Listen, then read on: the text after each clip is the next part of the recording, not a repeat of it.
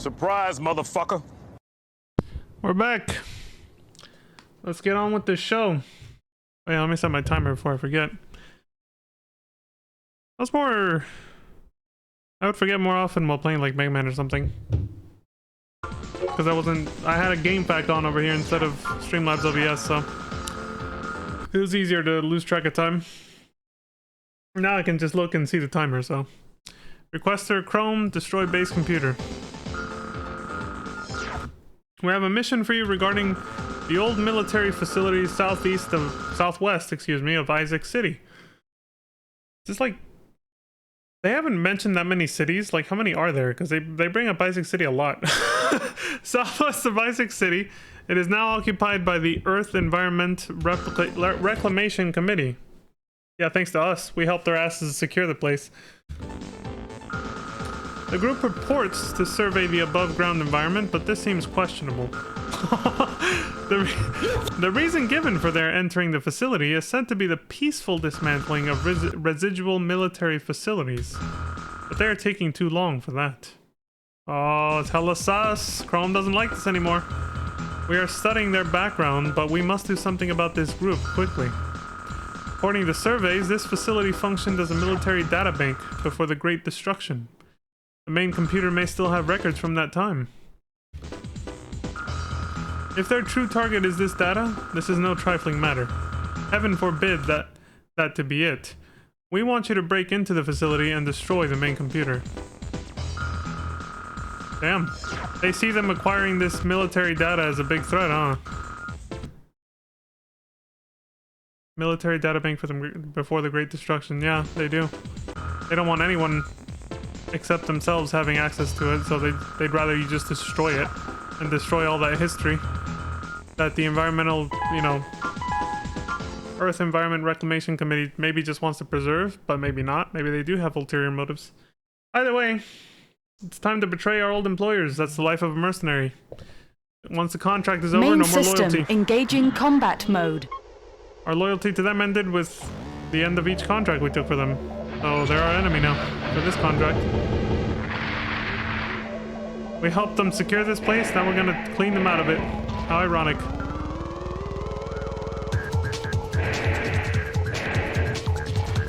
It's like, hey, you guys remember me? I helped you guys secure this place, you guys paid me a lot of money. Well, now I'm here to kill you all at the request of someone else who's gonna pay me more.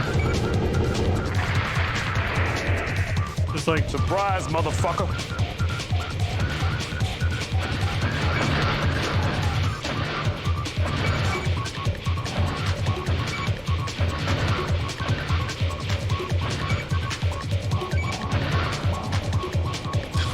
I think this guy's just like, alright, whatever, fuck that guy.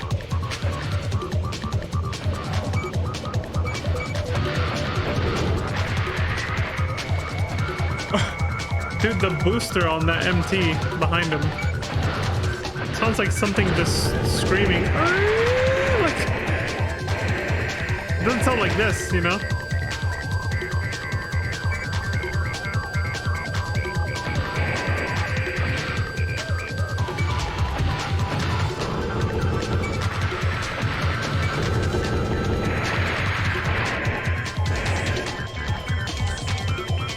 Yeah, you see the way his head is sort of turned to the right? The AC. Like that? I think this player is using Human Plus upgrades at this point. I don't know that for a fact, because I was pretty certain that the Human Plus radar looks different from this. But I want to say I remember that even for a plasma cannon, if you had quad legs like this, they still had to plant themselves onto the ground. You couldn't actually move like this. And he's jumping around and shooting it like whatever, so... I feel like he is using Human Plus.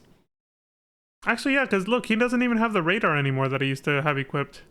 But that could be because his head comes with the radar. I'm not sure, though. But yeah, I feel like he shouldn't be able to use a plasma cannon while moving unless he, you know, has Human Plus upgrades. So I feel like he does have them.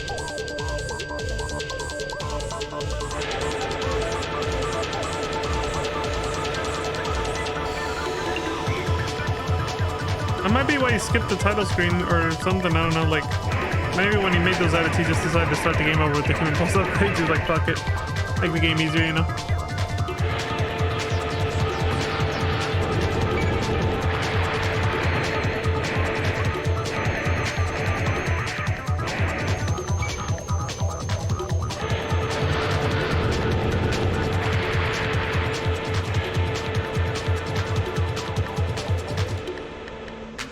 they cordoned that area off. They're like, you can't go this way. Big ass weird caution barrier tape thing.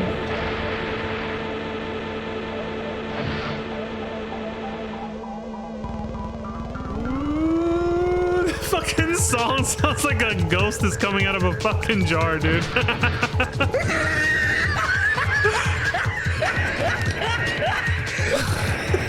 That's what it sounds like to me. I don't know.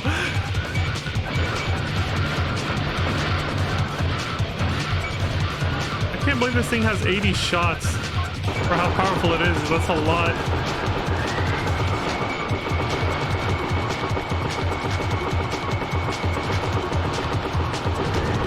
Okay, here comes yeah.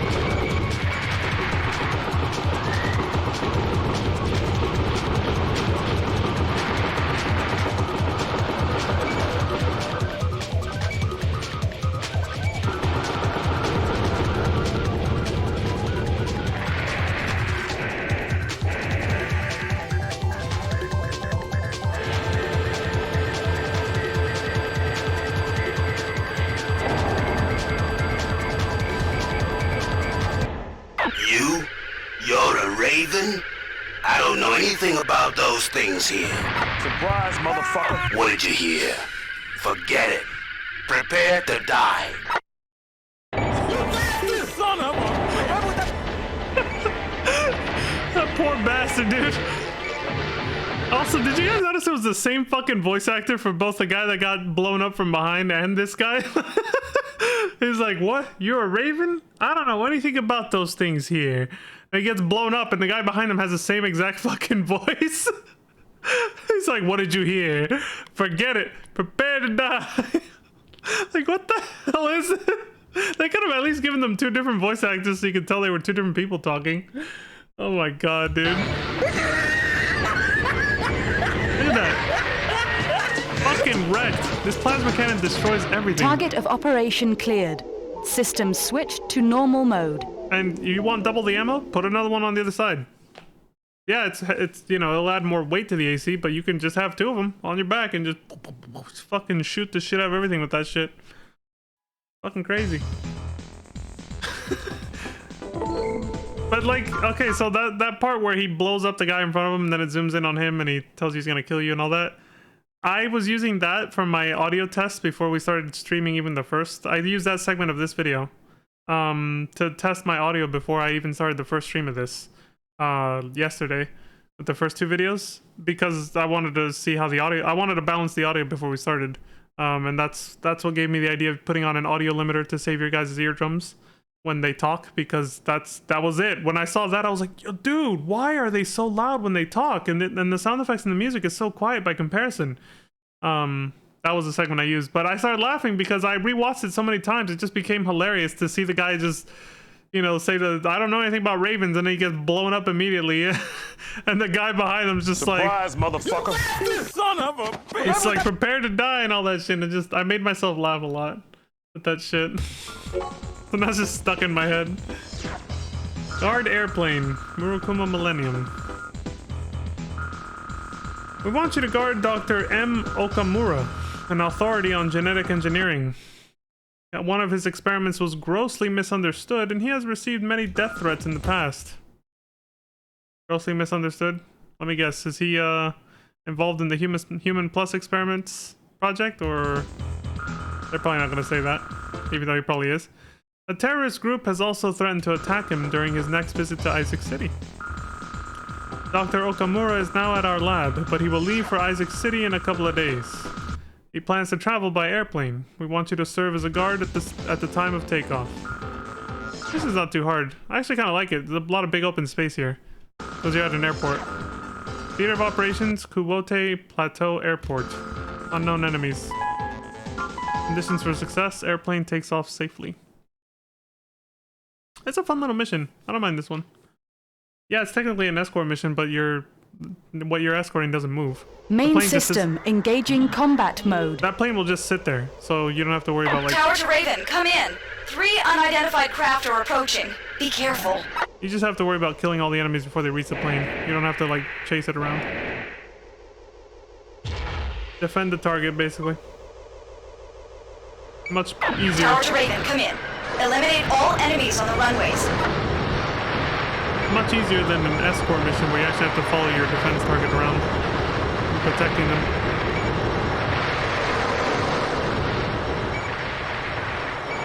I prefer him to just, you stay in that spot and I'll kill everything that comes your way. Like, I prefer that. I mean, ideally, I just prefer no escort missions Tower at to all. Raven, come in. Enemy transport approaching. It's carrying reinforcements. Jesus, that shit would be peaking right now if I didn't have the Good limiter work, on. Raven. The doctor just took off safely from another airport. That was easy. We're gonna blow up that airplane along with the enemy craft. Stand back. That airplane was a decoy, nice. That is a massive explosion, by the way. They're not kidding when they say stand. No, look! Why did you look away? Target of operation cleared. System wish he'd switched looked. to normal mode. If he kept watching the plane, you would have seen it would have been a gigantic explosion. Like, holy shit! They tell you to stand back, you gotta stand back. It's just like, fuck!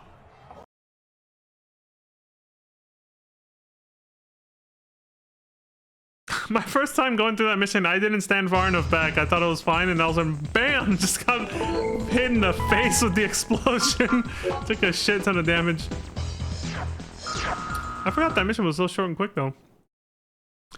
We got an email from Chrome, not Murakumo, regarding above ground. About the Earth Environment Reclamation Committee. As suspected, the Murakumo are behind it. So they were full of shit the whole time. Shit! Yep. You got it, Arnold. They were full of shit. They were acting like they were this peaceful little, like, environmental restoration thing, but they were actually just, you know, that was just a cover so that they could do some shady military stuff for Murakumo. No wonder that guy was like, what did you hear? Forget it. Prepare to die. He's like, we gotta cover up our secrets. Reclamation of the above-ground world, quote-unquote. Ha! Their real intent seems to be uncovering past military research and development secrets left in forgotten military facilities above ground. Oh, shit! That's Chrome right now. This answers a few mysteries. AC technology and the Human Plus project. These must have been relics from the past. But what really bothers us is whether or not that is all they have discovered. For some reason, I have a very bad feeling about this. I think at this point you're locked into being with Chrome. They sent you this email because they trust you now, and they're like confiding in you. I think there's, at this point, even if you can do more missions for Murakumo, you're already locked in with Chrome, I think. Pretty sure at this point. Because there's not much of the game left, as you can see. We're entering the last third of it. Pretty soon. Kill Struggle Leader. Requester Chrome. Yeah, we're pretty much locked into Chrome at this point. Great news! We have determined the whereabouts of the leader of the terrorist group Struggle. I hate this fucking... As soon as that... Dude, I got PTSD as soon as this fucking image came up. You want to talk about Labyrinth missions? This is another one that is fucking horrible. The music is awesome because it's the same song that plays when you do the AC test in the first mission of the game, Eliminate Squatters. But other than that, this mission fucking sucks. It's because it's not just a labyrinth. There are actually floors that will break off if you hit landmines that are planted on the walls, and then you can fall really far down into like the cavernous depths, and it's really hard to get back out. It's horrible. You won't see half of what I'm complaining about because this player is pretty good. He'll just go to where he needs to go like that, and it'll be fine. But trust me, on a casual playthrough, if you don't know where you're going, this shit sucks. Anyway, I determined the whereabouts of... Okay, yeah, the leader of the terrorist group Struggle. He's in the ruins of Vaela, or Vela, in the eastern Dragna region. Excuse me, this is the venue for secret meetings with his sponsor, Murakumo. Ah, I see, so they were right about their suspicions. Murakumo's backing Struggle because Struggle hates Chrome. Makes sense. Enemy of my enemy and all that. Is my friend. Yeah, all that stuff, you know the rest. Your mission, destroy the enemy leader's AC. Up until now, many plans have been foiled by that one man. I loathe to admit it, but his skills are unmistakably well honed. Nearly all reference material about the ruins was lost in the Great Destruction, so its internal structure is unknown. There may be traps, but you'll be okay in an AC. It's like, we trust you. This is a chance of a lifetime. Do not fail us. Be sure to get him.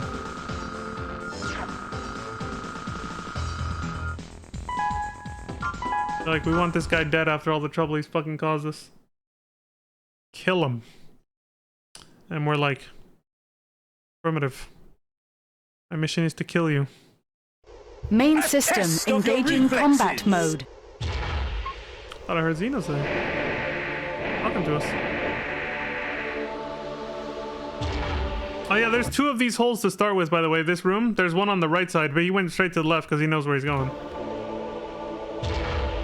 This is both a vertical and horizontal labyrinth. There's the mines I was talking about. No fake floor though. This floor is fine. Because of the shit PS1 graphics, you can actually tell when the floor is fake. Because you'll actually be able to sort of, there'll be like some, it looks like screen tearing kind of between the floor panels, and that's how you'll know it can break open. And it's not just the landmines that can break it either. Your own weapons can blow it open with explosives. Oh, I forgot about this. There's like these giant meteor fucking cannonballs, or whatever the fuck they are, going through this corridor too. You gotta jump over them. They do yeah, those. They do a shit ton of damage if they hit you. They look like meteors, don't they? Oh, shit! He's not a bipedal. His leg parts make him low enough to just be able to scrape under the fucking meteor, like Wesker ducking his head with the rocket launchers at the end of Resident Evil 5. Like, Oh, shit!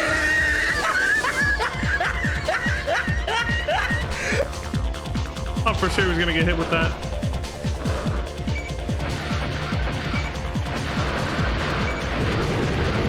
Look at the music though. Told you, this and one other song in the game that we haven't heard yet are my favorites. Good shit, man.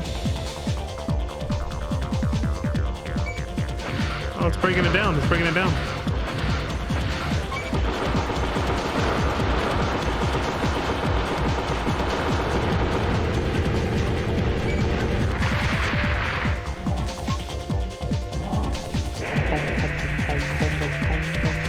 This guy needs to get a better generator soon.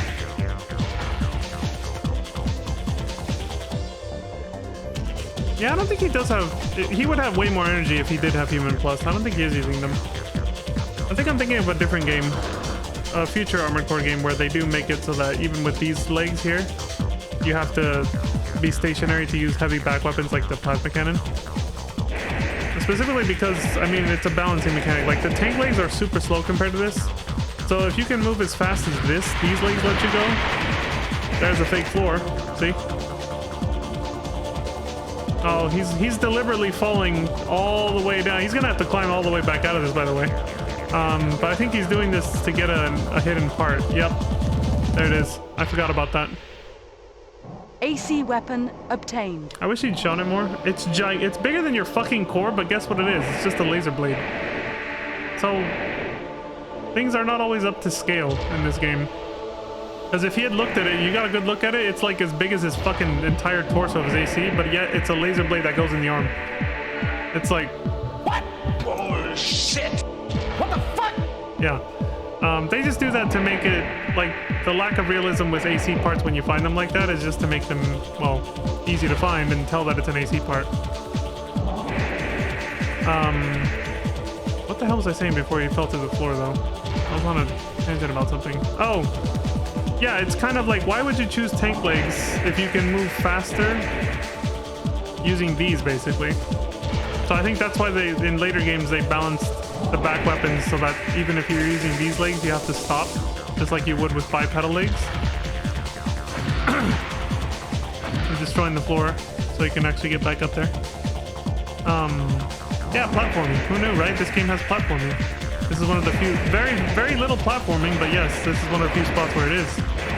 But yeah, essentially, it's just like, why use the slow-ass tank legs if you can use these legs and still use your back weapons without having to be stationary? So they were like, nah, that's kind of cheap because then you can move really fast with back weapons that are supposed to be, you know, the drawback of using tank legs is that it slows you down. There's the enemy. Target of operation cleared. System switched to normal mode. His skills are incredibly honed, huh? 2 plasma shots and he was dead. Yeah, that's a skilled motherfucker, all right. Jesus Christ, Chrome, what the hell would you have done without us? You guys couldn't kill that guy? You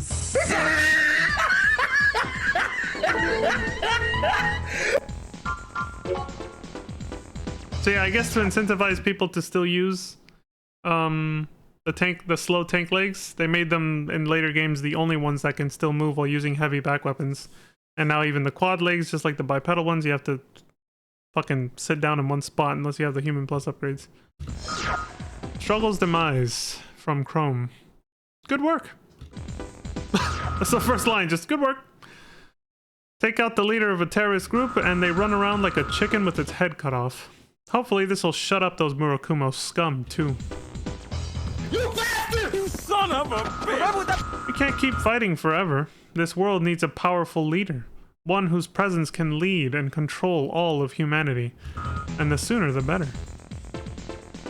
Good, they're just casually declaring to you that they plan to take over the world by getting rid of Murakumo.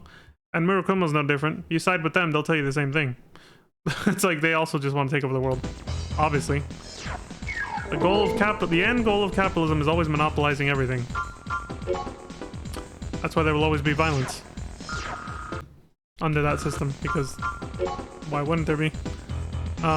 Everybody wants to monopolize money and resources for themselves. That's the incentive. If that's the incentive, that's what people will do at any cost, which means fucking killing each other.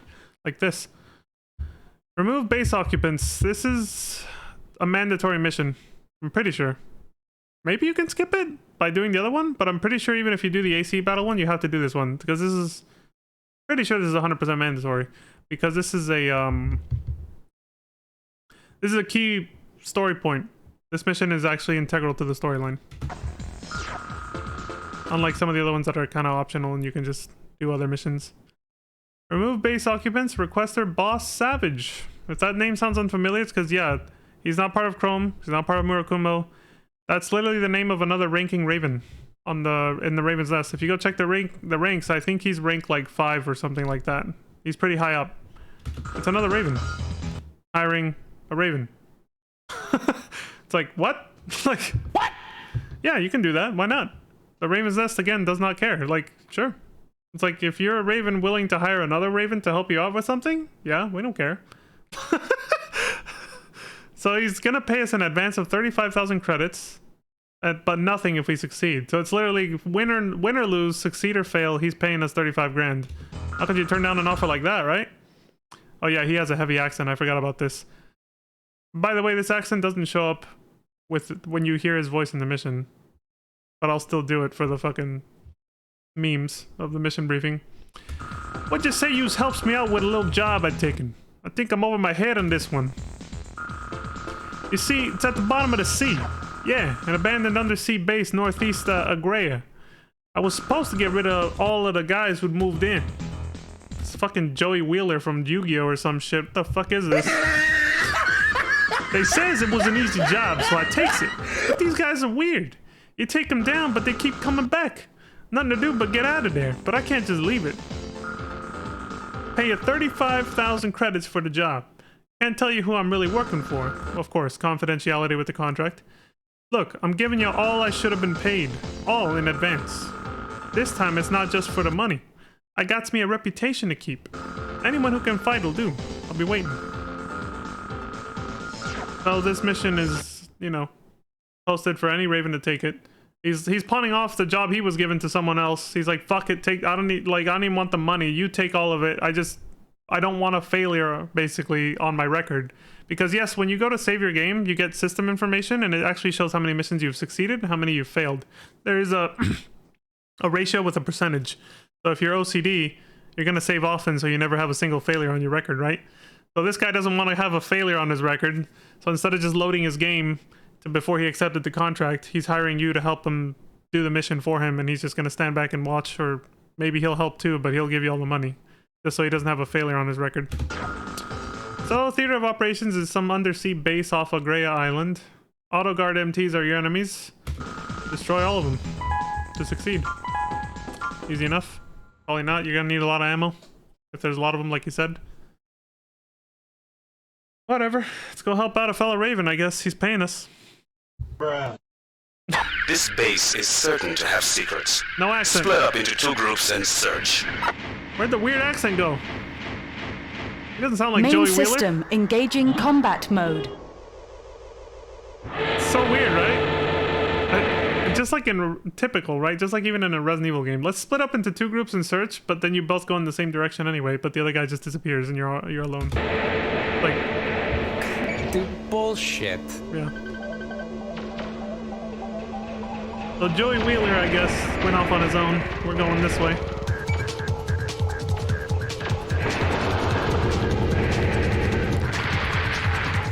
He said split off into 2 groups and oh yeah, here you can actually look up. This guy's not gonna pause to smell the roses or whatever, but you can pause and look up and you can see the entire underwater, like the bottom of the ocean all around you here. It's kind of nice. Of course, PS1 graphics, so don't expect it to look better than like FF7's underwater, but still. This music is not very relaxing and conducive to watching that and appreciating it though.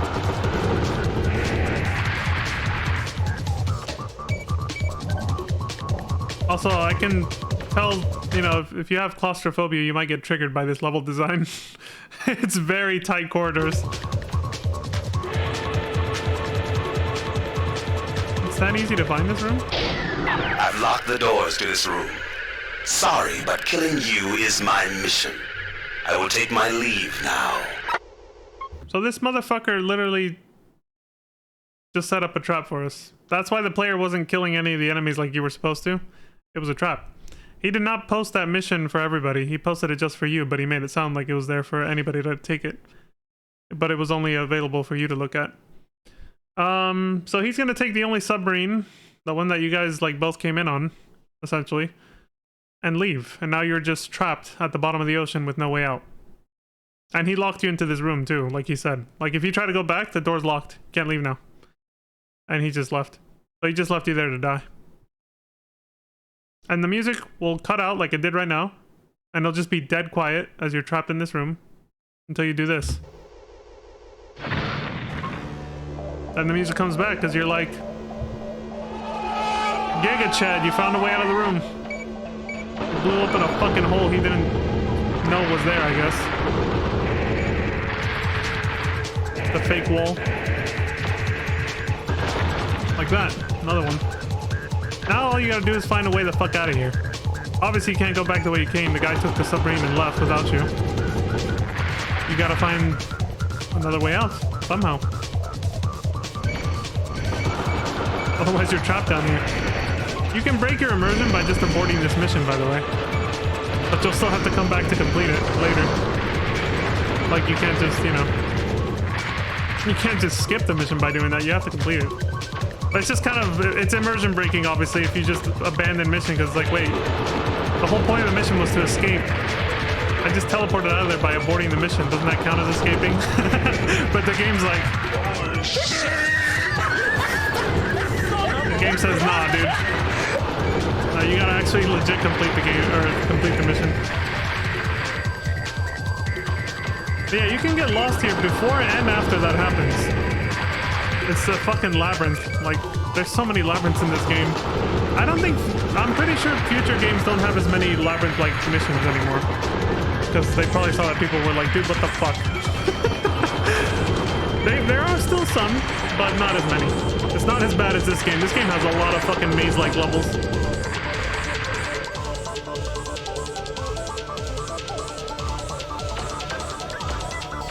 You don't want for exploration here, at least.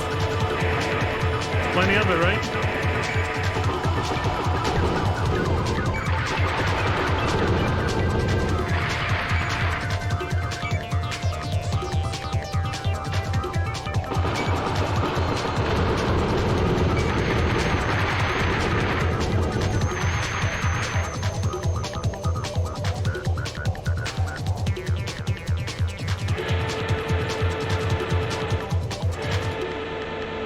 Yeah, that door, once you found it, that's your way out. There's a... I don't think he's gonna pan the camera over to see it, but if you look through this giant glass window, there's a submarine there waiting for you. You just happen, you know, plot armor, you happen to find another one so you can get the fuck out. Escape pod discovered. System switched to normal mode. Escape pod discovered.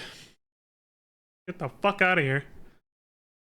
Somebody wants us dead. Somebody doesn't like us anymore. Wonder who it could be.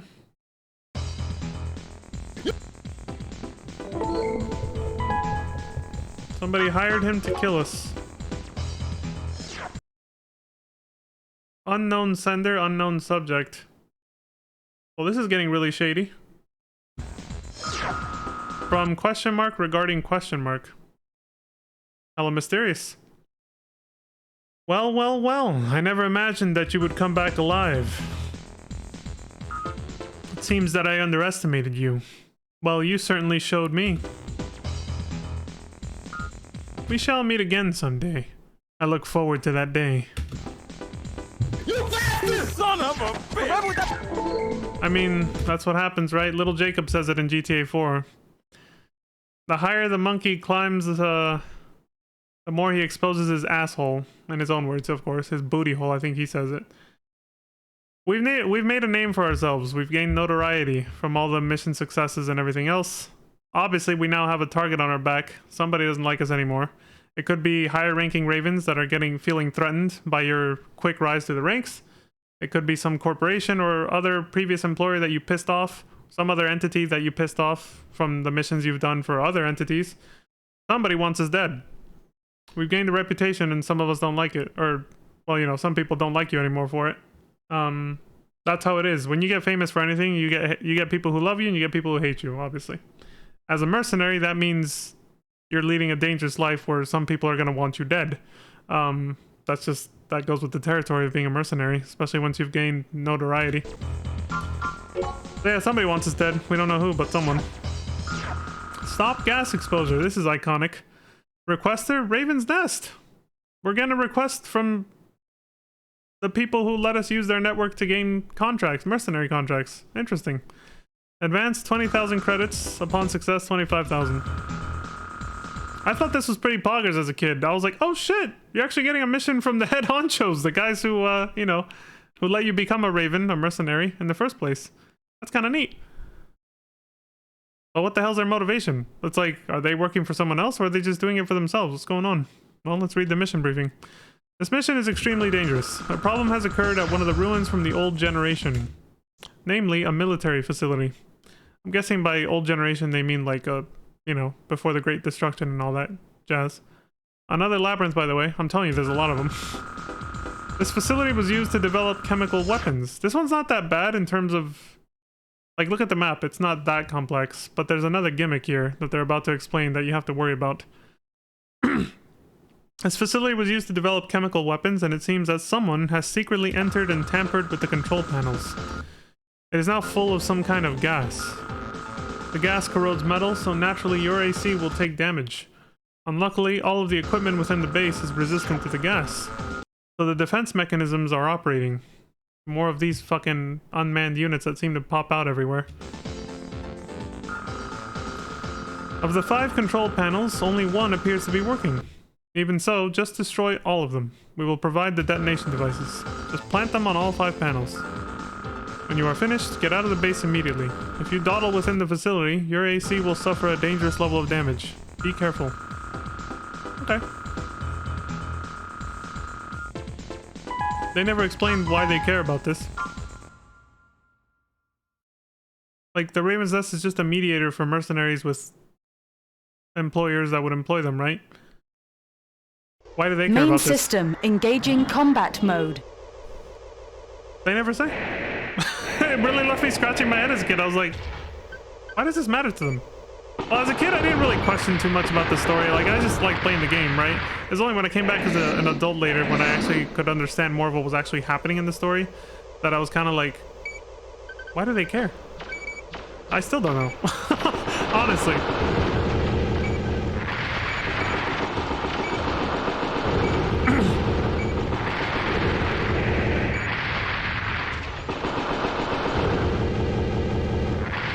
But I mean, you know, as long as they're offering a paycheck, it's not like a mercenary like us to turn it down, right? Or question their motives. We don't ask questions, we just take the paycheck and we do the job. That's what we're doing.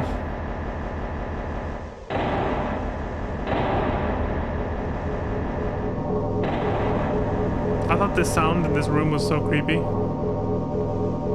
Detonation device planted. 4 remaining. I was also scared after that beeping. I was like, oh shit, are we on a timer? Like, is it gonna blow up if we don't hurry up? No, it doesn't. You're just on a timer from running out of armor points. Your AC just blowing up from the gas. Basically, this whole level is... I got poison! Yeah. Poison for armored core units, which is metal corroding gas. That's why you see those purple little cloud things coming off your AC. I forgot just how fast your fucking AC's health, your armor points go down.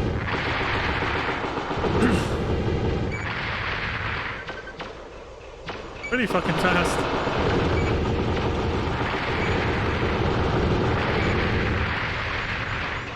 You definitely want to have a quick, lightweight AC for this one. Which he has, obviously. That's kind of the meta for several of the early games in the series, I'm not gonna lie. Like, a lot of players will concede that that's, like, kind of the meta, is to have a quick AC rather than, like, a heavy, bulky one with tank legs. But they do have their uses, you know. But it's just... Detonation Mars? device planted. See, as a kid, I was really confused when I saw that, because I didn't realize... Like, I saw that they were initials, but even though it was initials, the fact that it spelled out Mars like that made me think, are we on Mars? Are we in space? He didn't show it, but if you... Outside the facility, there's 2 entrances, but it connects, you know, as you saw in the map image.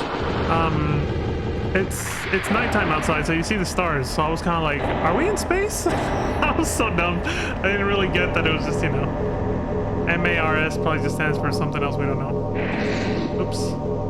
You have to plant it on there. Detonation device planted. I like how I said oops as if I'm playing because I'm immersed. My immersion!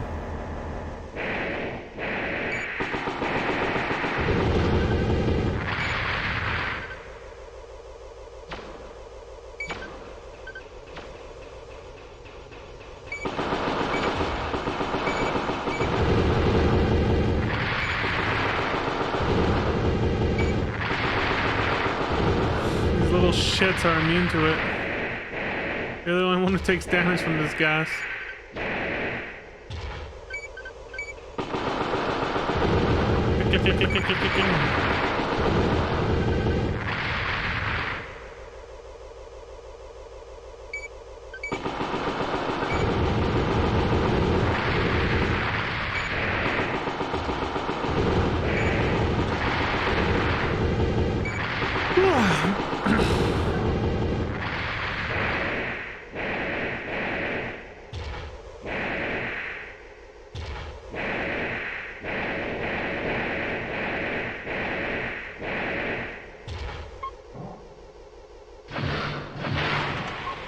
Hidden wall. That takes you to the other half of the facility. If you don't break open that wall, you don't realize that it's there, even with all the fucking clipping you can see from it, the screen tearing that happens on it as you move the camera.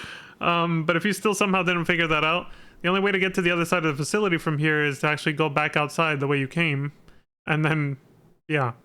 I forgot to mention this several times already, but I think the reason they made so many labyrinth levels was to give a purpose to head parts that can actually map out a place. This guy has never opened this map once because he's obviously just following a guide or just really memorized this. But you can, aside from the pause menu, which isn't a menu, you just pause it and it says pause on screen. You can actually put select instead, and it actually brings up a 3D virtual map that you can rotate in any direction. And if you have a head part that memorizes the layout of places, you'll see where you've gone, basically. You can map it out.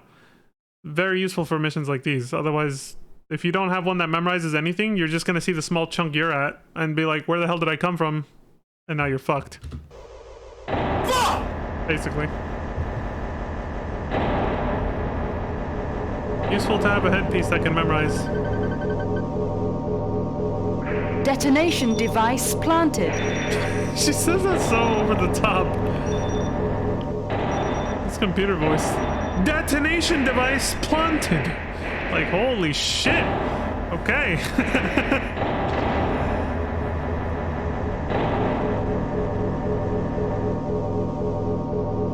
All bombs have been planted. Leave area immediately. Immediately. Destroy love.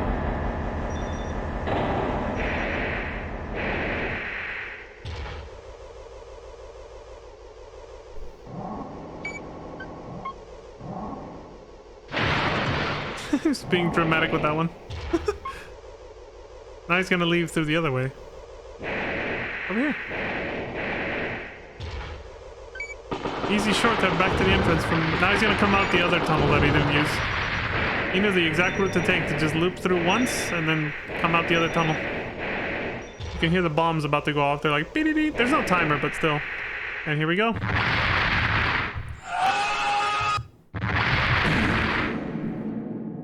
Target of operation cleared. System switched to normal mode. Yeah, if you were expecting a more dramatic explosion, remember that this is a PlayStation 1 era, okay? That's all you get.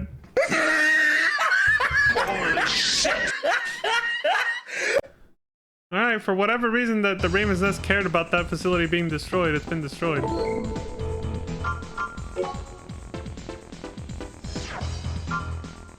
Destroy space catapult. We're near the end game at this point.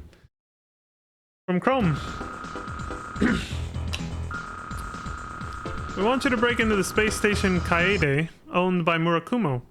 Your goal is to destroy their new catapult. This space station has been unmanned since the Great Destruction and was left in orbit, but Murakumo has made secret modifications, turning it into a space base. Oh shit. We discovered that Murakumo has sent large amounts of material to the space station, and the catapult appears to be used to send the material elsewhere. We still don't know what they are up to, but still, it is in space. It may be too late if we wait until the full story is known. Yeah, being in outer space does give you a great advantage when everybody else is stranded underground on Earth. Setting up shop up there would give you an advantage. Your space shuttle is ready. Go to the space station ASAP. We are counting on you. At least they retain space travel technology, despite the Great Destruction and living underground.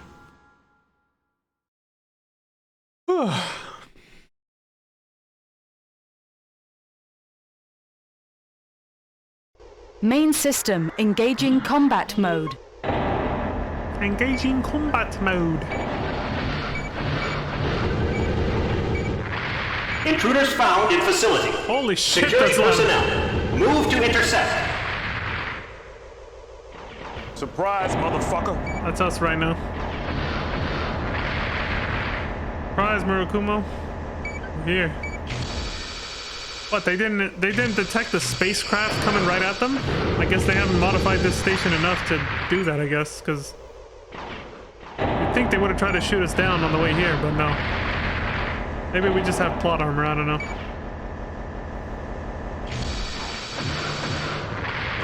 Emergency call received. Opening emergency channel.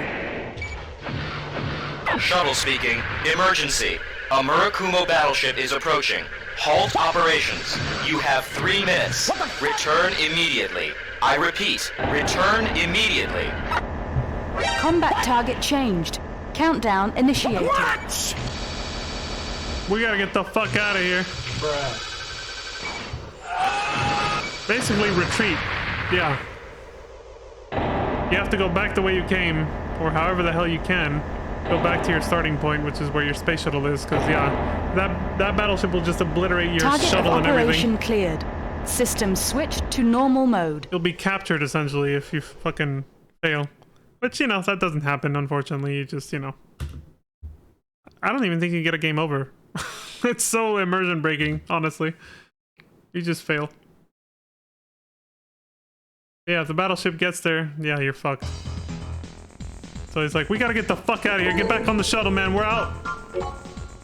Well, at least we caused some damage. The only mission available. Exterminate organisms by our old friend Chemical Dyne Corporation. Someone has entered our lab and destroyed a test vat. The lab is now overflowing with biological weapons. The worst problem is the queen organisms are able to reproduce. Look at what he put down here. Exterminate organisms, again, in parentheses. Yeah, see, now we know that Chemical Dyne is the one behind these biological weapons. The bioweapons we fought before. Upon leaving the test vat, the cell tissue becomes activated and begins reproducing in no time. If it has already begun reproducing, there may be an overwhelming number of them. If so, they are certain to try to break open the outside wall sooner or later and escape to the outside. We can deal with the small types later, so your target is only the 4 queen organisms. Be sure to bring down all of the beasts. Give me a sec. Let me read the beginning part again. Someone has entered our lab and destroyed a test vat. Okay, so if you take a different route through the missions, I think you have to side with Murakumo for this. You'll get a mission, you can get a mission that precedes this one where you can be the one to do that. You get hired to go into this base and it'll have normal MT enemies, like the normal robots you usually fight. Manned and unmanned MTs will attack you. But you go through the same level and you break open all the test vats that they're talking about here. And then what's cool is if you take that route, you can do that and then do this mission immediately after. Like, I've done that before on some playthroughs. I get that mission and then this one right after. So it's like, you guys have no idea that I was the one who was hired to do that, to sabotage your guys' lab. And now you guys are hiring me to fix it. It's another one of those cases where it's just like, it's just the funny life of a mercenary. One day your enemy can become your employer, or your employer can become your enemy. You can just switch sides at a drop of a pin if you want. Assuming, you know, you were able to disguise your identity enough for them to not realize you were the one who fucked them over before, right? But yeah, the funny life of a mercenary right there. Bruh, look at this dude. We're not gonna travel through a Main cave system engaging combat mode. this time. It's the lab. Raven, don't worry about the small ones. Aim for the big ones that are able to reproduce.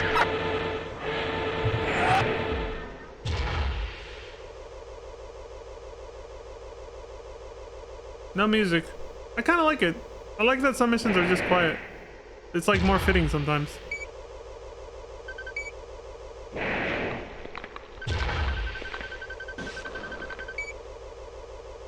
Now you can hear those disgusting sound effects without the music. Ew.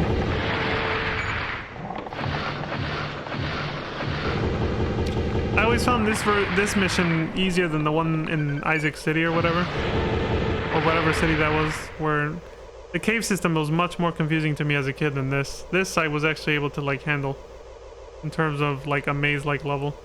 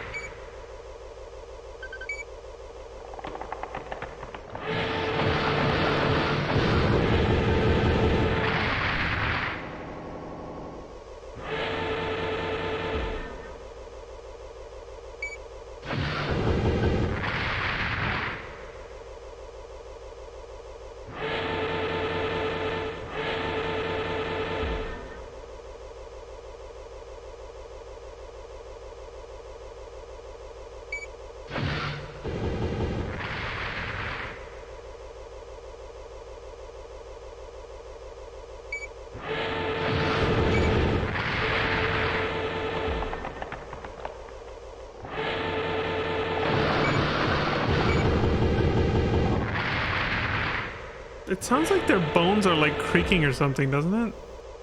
It's like this weird sound. It's fucking nasty. Oh, you know what's cool is when you're doing that mission where you have to break the test vats, the one that precedes this, you can see them inside. He's not really exploring, obviously, he just kills them and leaves, but you can see the little test One of the vat big open. ones might be over there. Be careful. This whole corridor has one on, yeah, see right there, these little environments. Yeah, they get little like forest environments and stuff, and the vat, it was in frame just a second ago. It's right, well, technically the vat is the whole room back there, but yeah, that. See right there, by the F right here? That's the little mechanism you had to shoot, and then that little thing opens. So I'm like, hold on a second, that hole is only big enough for the little ones to come out. How the hell did this giant Queen one fit through that shit. It's like Bullshit. Target of operation cleared. System switched to normal mode.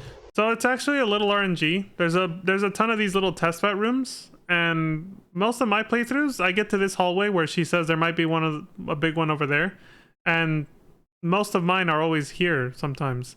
So I kill this one, then I go down the hall, and on the opposite side there's another one, and then go down the hall a little further, and there's another one. It's a little random. There's a bunch of test vat rooms, and it's randomized a little bit, I think. If I'm remembering correctly. It's a little randomized where they spawn when you do this mission. As long as you check all the test vat rooms, you'll get them all eventually.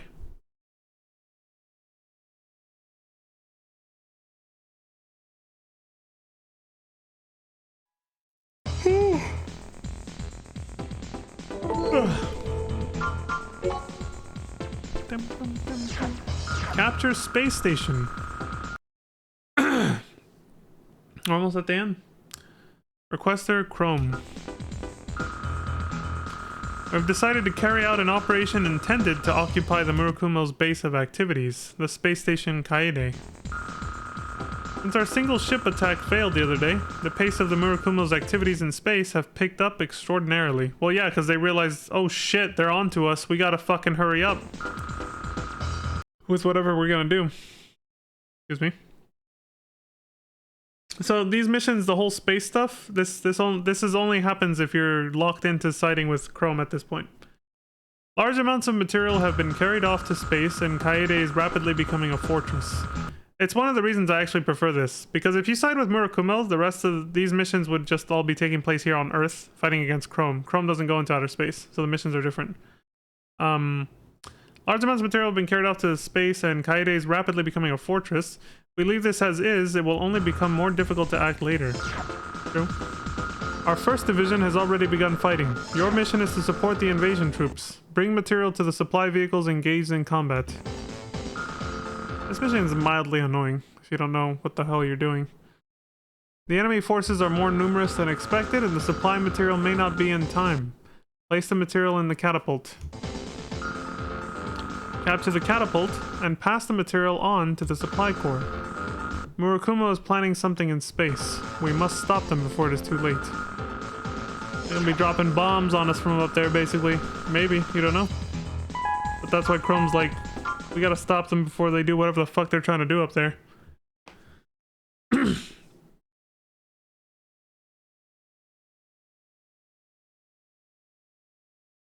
Main system engaging combat mode. Raven, our troops have already begun fighting inside. Move in while supporting them.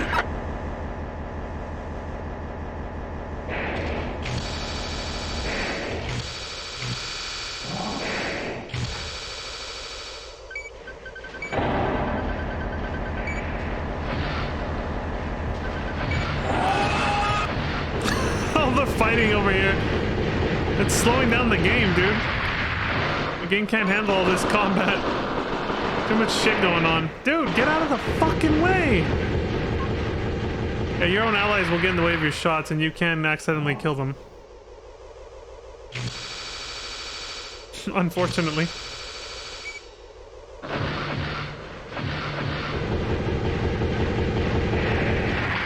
The space catapult is up here. It's the same place we were at before, you know, obviously it's just, you know, we have reinforcements so we can actually explore. That last mission, we were just kind of the recon.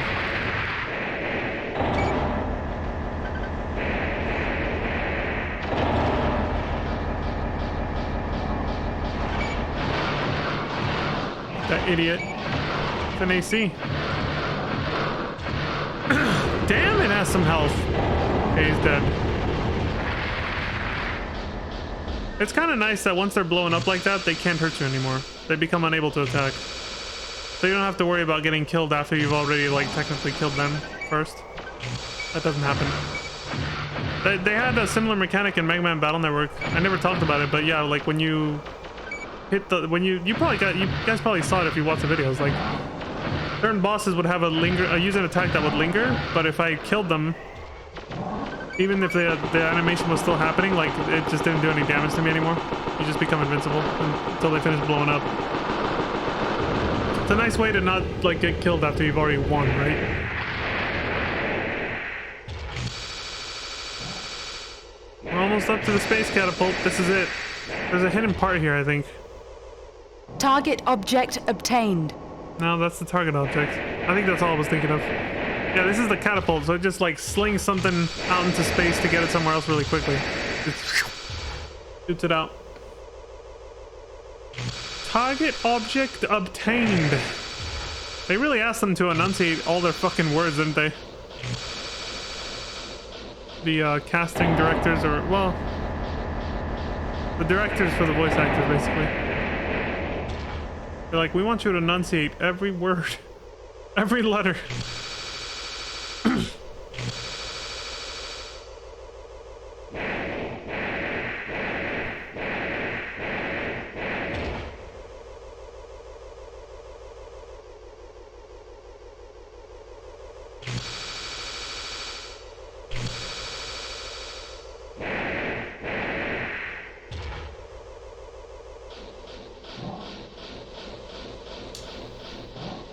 Okay.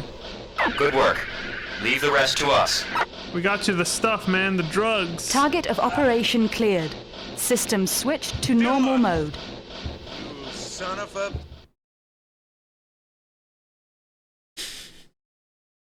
We got the shit.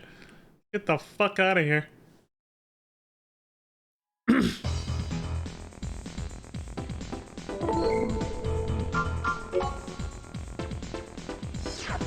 Destroyed base generator. This is a good one. This is a fun mission. Request their Chrome, and one of my other favorite song plays here for the first time. Head for lunar base, Roa. Roa has been unmanned and abandoned for a long time, but Murakumo has already dispatched forces intending to revive the base facilities. It's a base that's basically on the moon. It's a little space station just planted on there. There are now no... Of course they colonized the moon. I'm actually surprised... Whatever. It's like... I guess they have no use in real life for colonizing the moon. Putting a base on there. They're more desperate to, like, colonize Mars for some reason. But whatever.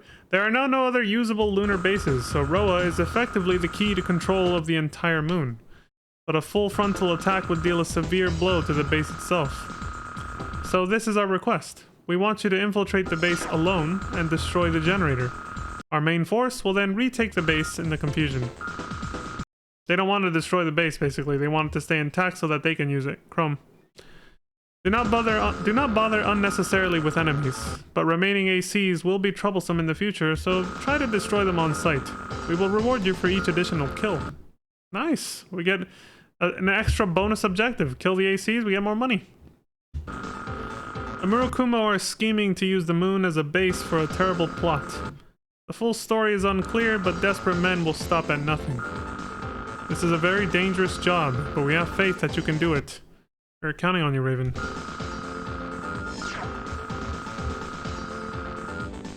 Okay, while he does most of this mission's semi-lengthy. It's about the same length as the one we just did.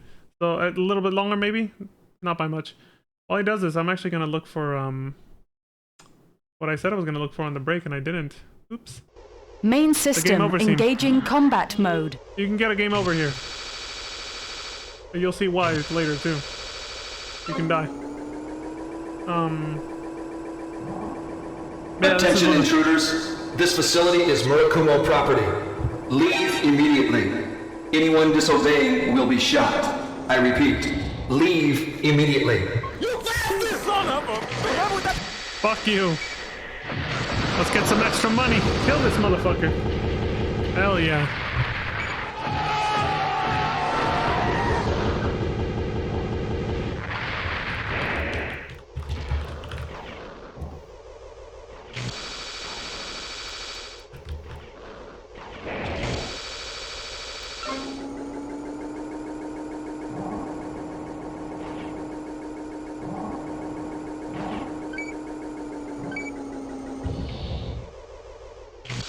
Okay, let me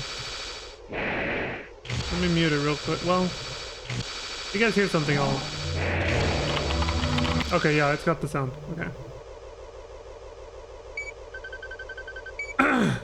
I got it here. I'll show it after this mission. He's obviously not gonna fail, so I gotta show you guys this or you'll never see it.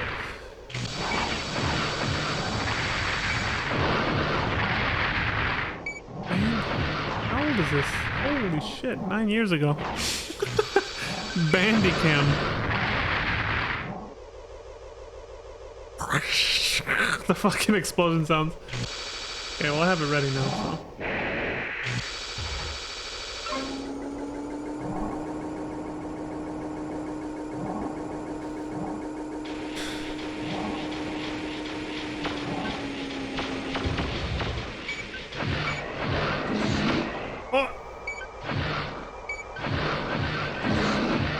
Gotta be careful, blades do a lot of damage.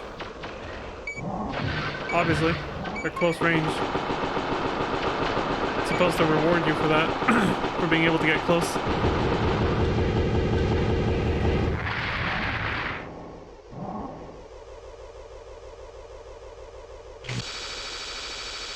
These games, by the way, even the first one, they do have a two-player mode. Head-to-head versus is all it is. You just fight each other. Hey, here are the generators. Let's do it. Dylan!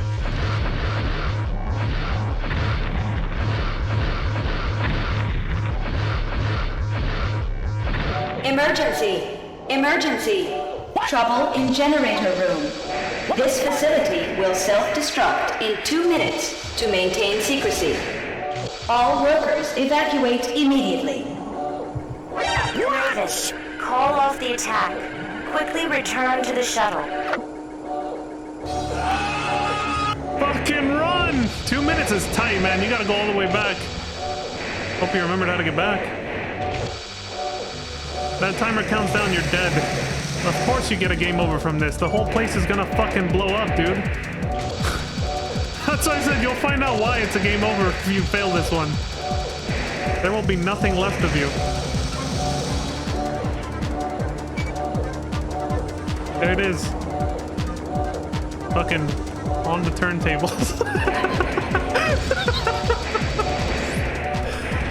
This is the best song in this whole game, in my opinion. It's my favorite. 1 minute to self-destruct. Leave immediately. My adrenaline was pumping so hard as a kid for this mission. The alarm sound, the red lights, doesn't help. I'm just like, come on, fucking elevator! The music, though, makes you feel like a badass Target when you of make it. operation cleared. System switched to normal mode. See, he knew where to go. He was fast, and he still only made it with like 30 plus seconds. Like, the tight time limit. You better know where to go, or you're not gonna fucking make it. All right, so like I said, there's plenty of missions from this point forward. Pretty much, if you fail any mission, you die. It's a game over, including this one. The stakes are really high now, because we're near the end of the game. So I'm gonna show you that because he's obviously never gonna fail, and if he did, he edited it out. What happens if you fail any mission for any reason? Doesn't matter what it is. If you fail to abort or leave the area to like cheese it and not technically die or whatever. Yeah, again, you can break your immersion, even that mission. When the base is gonna blow up, if you hit abort mission, you can literally get out, not die, and then try it again if you want. My immersion, yeah. You could cheese it like that. Even that one. So, but if you don't do that and you get killed, well, this is what happens. Every Armored Core game where you can get a game over, you can't actually. There's some games where you can't. Has their own. I'll show them all as we go through. This is the one for Armored Core 1. This creeped me out as a kid. Let's just look at it.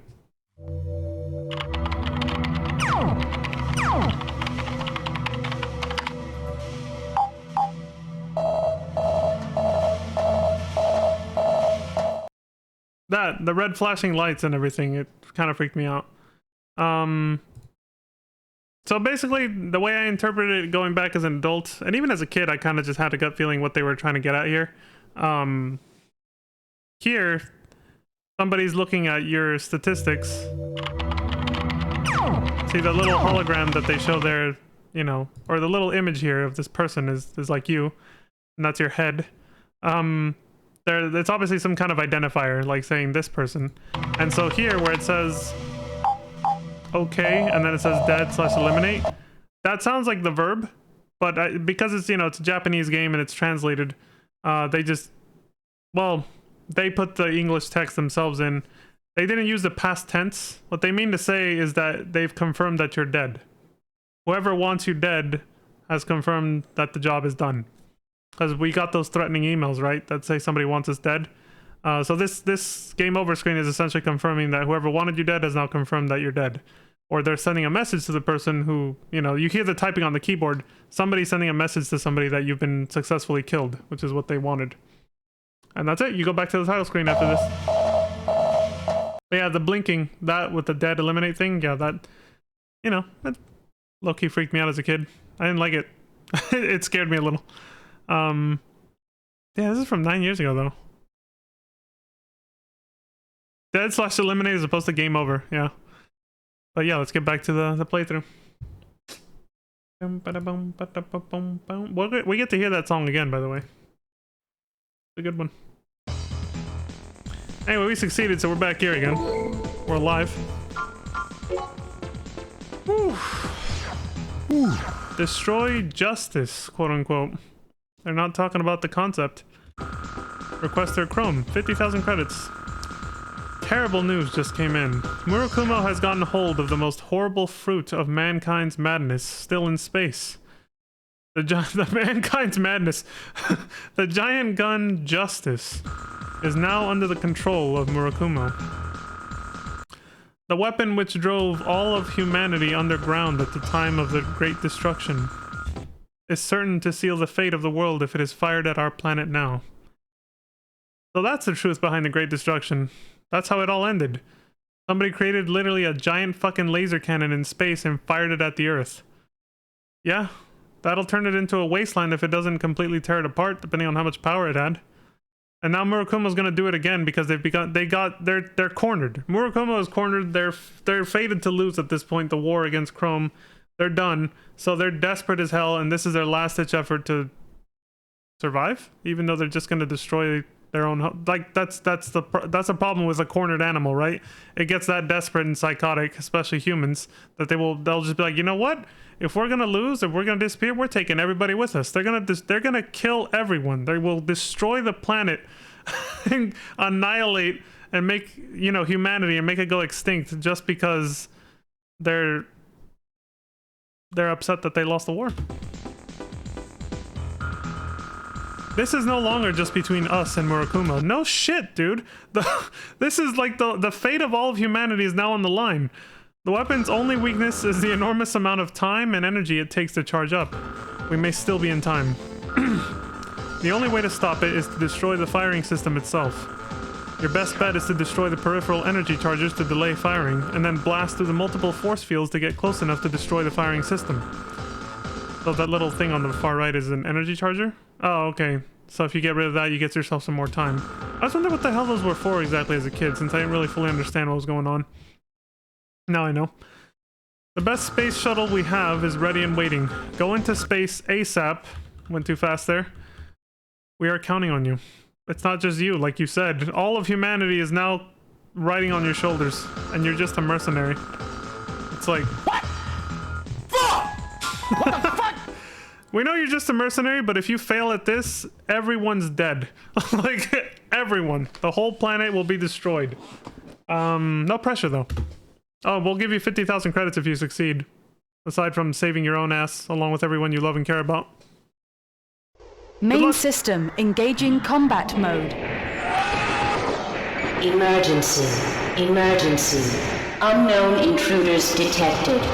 All blocks move to intercept. It just gets louder every time. On site. By destroying the energy supply unit in the wall, we can buy some time. You must win this battle. No shit, we're all dead 3 if we don't. minutes to full charge. He's ignoring the wall charges. You get so much free time from that dialogue before the timer actually starts, you can just get straight there.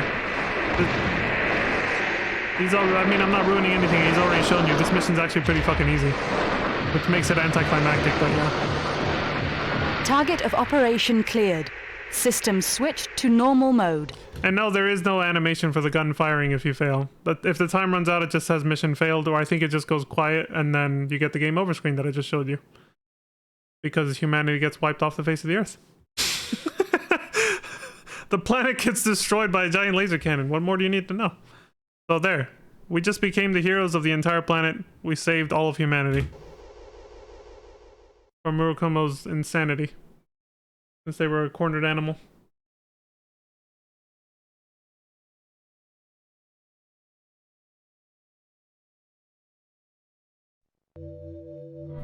So, I have failed. This means the end of Murakumo. After all, pawns are mere pawns.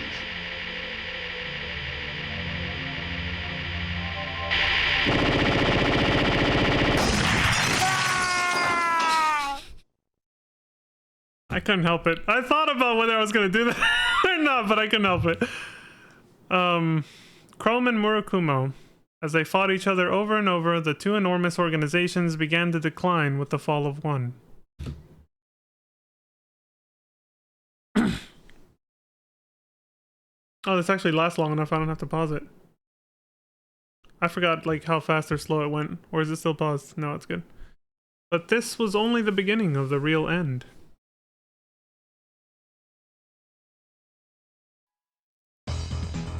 So yeah, that cutscene is completely different, obviously, if you side with Murakumo instead, and I'm gonna look that up real quick. But that is the sub-ending. That's sub-ending 1 or 2, however you want to look at it. That's the sub-ending for siding with Chrome. Everything that's about to happen from this point on happens no matter which route you take. So let me show you before we move on. The other, let me look it up real quick. We got here faster than I thought we would. There's not enough time for a whole nother video. So I'm just going to keep this one going till we finish the game at this point. I'm not going to take a break like I would at the 1 hour mark. Because then the next video will just be like 15 minutes for the... It'll be like a few minutes just to finish the game, so I'm not going to do that. Let's see. Armored Core... Somebody should have this. Armored Core 1... I don't know how they'll interpret it. Let me say Chrome ending. Okay, you have to use the Murakumo ending. And I'll actually show you guys the mission. The name of the mission for it too. The final mission for when you side with be careful, I don't know how loud this video is going to be. Everybody records their videos differently. So I'm giving you guys a warning right now. Headphone warning. I've never seen this. I don't know how loud it's going to be. So I also don't know how good the quality is going to be. It looks okay from this thumbnail, but we'll see. So you've been warned. Headphone warning. I don't know how loud it's going to be. Okay.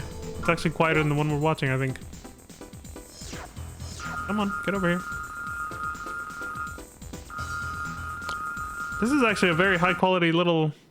Oh, I think this was recorded off of like a native PS1. Look how it's like a little blockier, but not. I don't know, the words, the text. So the final mission for Chrome... or for Murakumo Millennium against Chrome is actually mop up Chrome remnants. The missions preceding this, you basically destroy all of Chrome's bases till they have nothing left while you're working for Murakumo. And then, well, I don't want to spoil anything. Murakumo Millennium, 50,000 credits, the same as destroying the Justice or whatever. Special report for all Ravens. There we go. It has been decided to disband the Chrome group that planned a military coup d'etat using new robotic weapons. The ones that you helped develop in the prototype tests. Apparently the storyline is that if you go against Chrome, they get desperate enough to try a coup, basically. Against the government. That's their desperate bid. They don't try to destroy the planet with a giant laser gun, they just try a coup. We can see who's the more insane one here, but hey, I'll leave that for you guys to decide. Maybe you guys will see it differently. It's up to the player to decide who they think is more insane. Murakumo Millennium will control and inspect the remaining assets of Chrome so that they can be reused appropriately later. Now that the confrontation is over, there may be less and less for you Ravens to do. This is true. There's the rub, isn't it? By the one side or the other winning, or just the war coming to an end by any means, mercenaries are out of a job. What are we gonna do for a living now? Hopefully this is a sign that mankind is moving towards a peaceful future. It's not over yet. We have a job for you.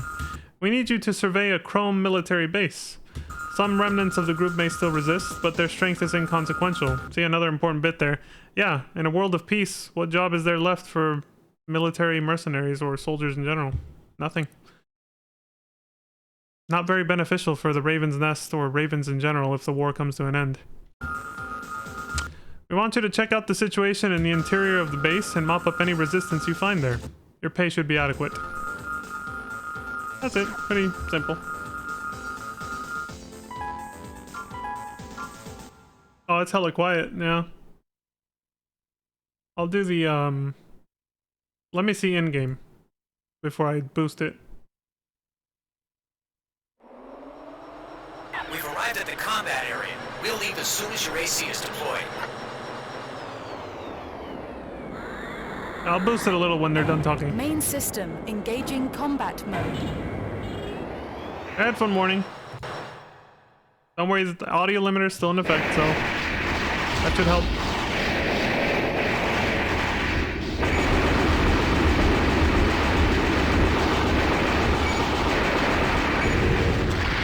I like this guy's AC. Kinda cool.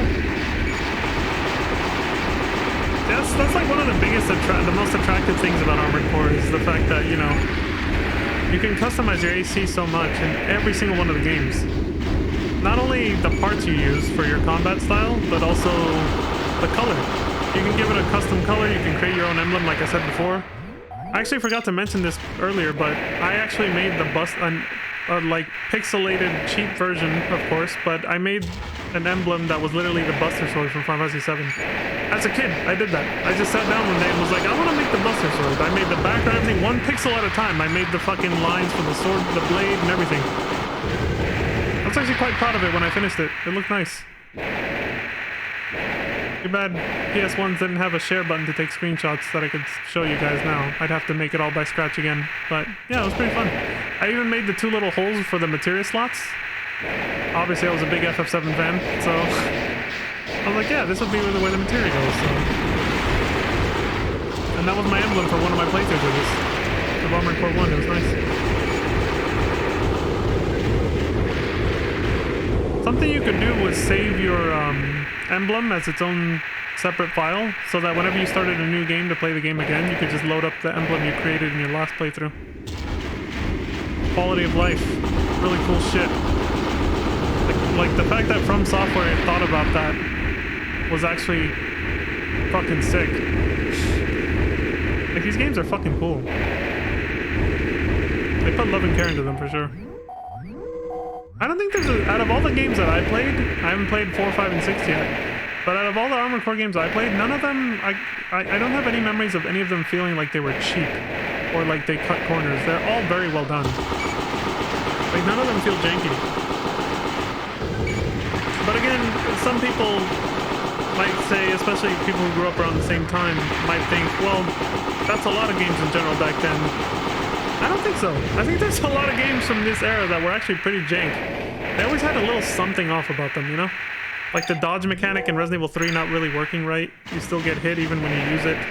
It's inconsistent, so even the most, like, expert player can't fucking do it consistently every time or perfectly. Even people who've been playing it and speedrunning it for fucking years can't do it. You know, things like that. And I'm not saying these games don't have any jank to them, they do. But I feel like out of most of the other games that I played during that I played, including the Resident Evil series, these games were actually very well made and well balanced in terms of like technical issues, quality of life. Sure, there's ways to cheese this game, but like I said earlier, that's normal for a game that allows you to customize your character, so your Armored Core, so heavily. You can always find an optimal build that just lets you cheese everything in the game. That's not surprising. So, this is the end of the mission. I'm not, you know what, just go. I'll comment after.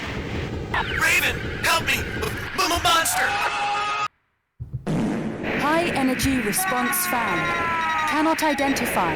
Insufficient data. This thing is fucking gigantic, dude. That poor airplane pilot that was waiting for you to come back just got annihilated. So I have a funny story about this thing. This is the final boss for basically Murakumo's ending when you fight Chrome. Where the hell is he? He's behind you, apparently.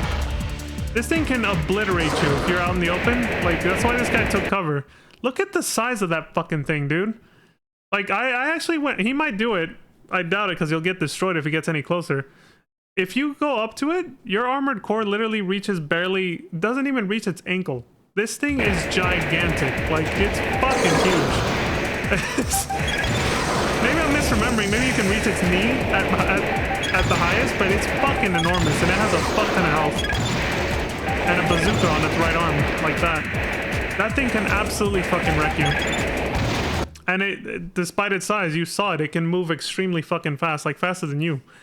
So before this guy kills it, because I think this battle is, yeah, it's pretty short. I wanted to share a funny story about this. This monster, he called, sorry, it's technically a robot, it's gigantic, but I mean, because it's so fucking huge and it doesn't look like anything you've ever fought before, that's why the pilot called it a monster before he freaked out and died. I first encountered this thing with, I think my brother, I'm not sure if he was the one playing or not, but I had a friend from school over, and when we saw this is little kid humor for you. My friend called it Barney, and I was like, what? For those who don't know, Barney was a little kid's cartoon. It wasn't even a cartoon, it was live action, but it was this giant dinosaur. Barney the dinosaur is a giant purple fucking dinosaur. And it was a kid's show that would air in the mornings before school. And he called it Barney just because of the size of it. I was just like, oh my god, this is like immersion ruined!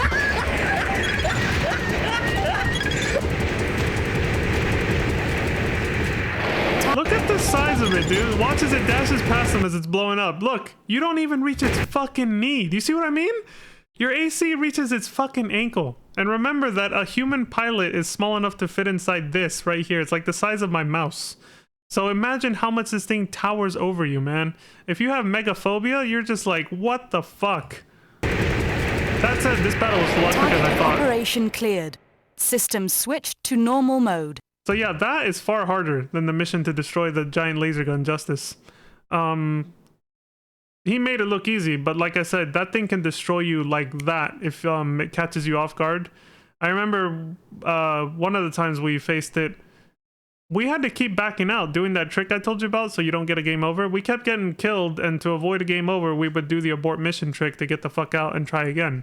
And try the mission again, because we just could. I mean, we were kids, we just sucked at the game, I think. So maybe it's not even that hard, and I'm just remembering it as hard because we were kids and we sucked. So yeah, that is that boss I remember being fucking hard, but this guy just cheesed it like it was nothing. Like, the music had barely started when you finished him off. Look at this. He makes mincemeat out of the guy.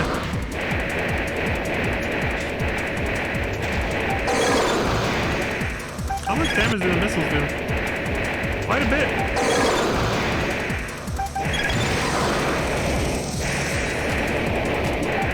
This is why he's shooting missiles, by the way. He knows if he gets close, he's fucking dead. Its left arm has a close range weapon that can obliterate you. He'll just pummel you into the ground and stun lock you. That's why he's not getting close.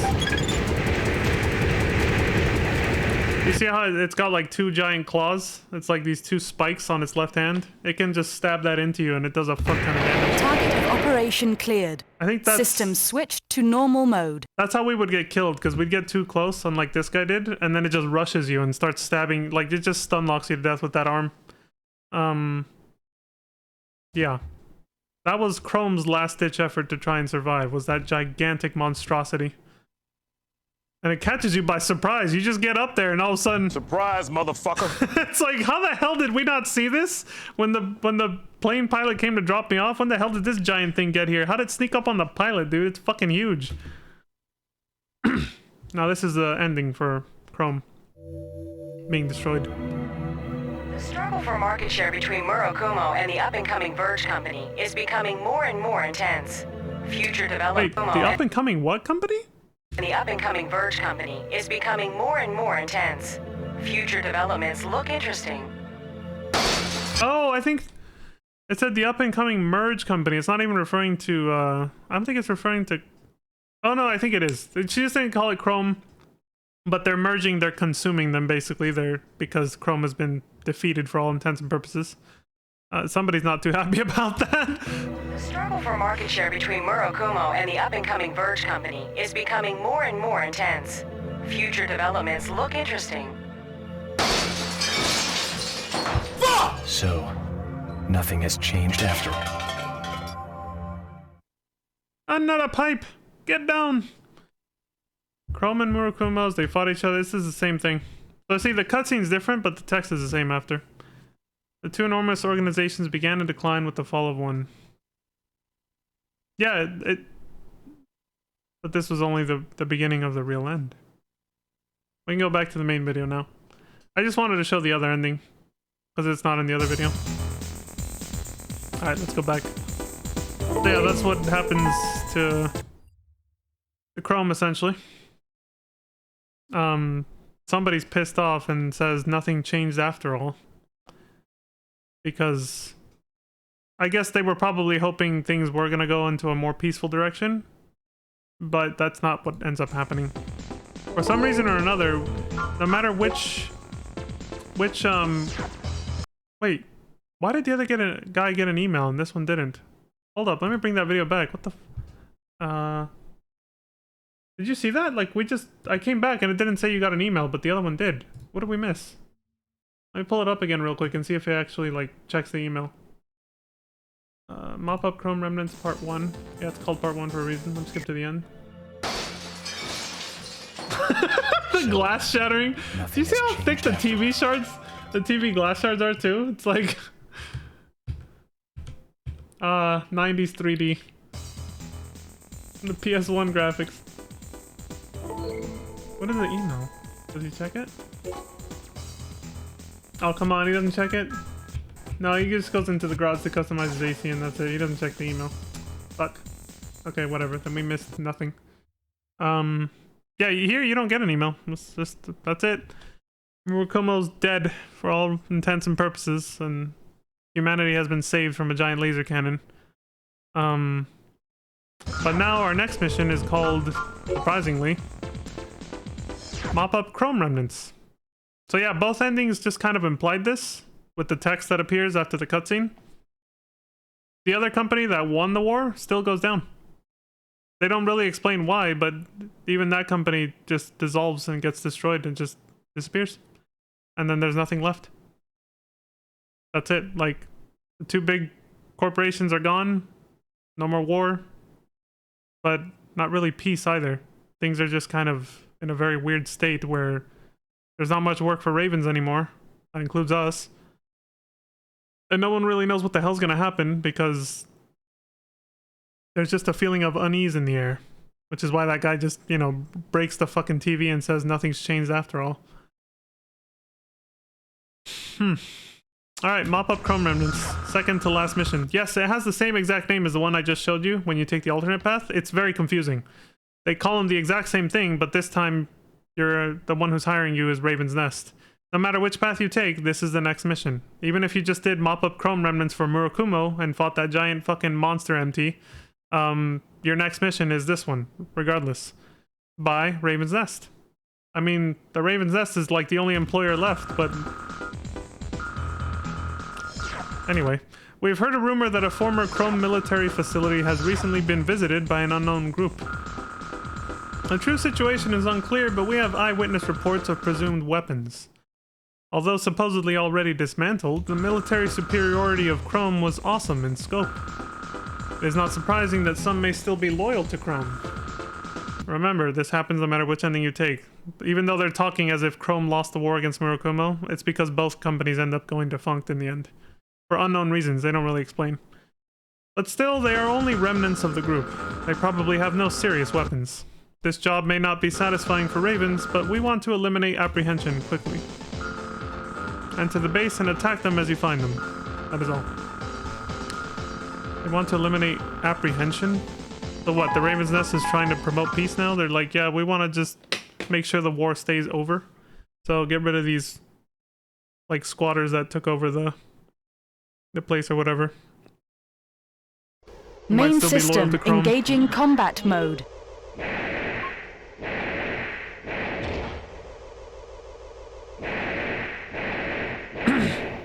I haven't gotten an email from R in a while.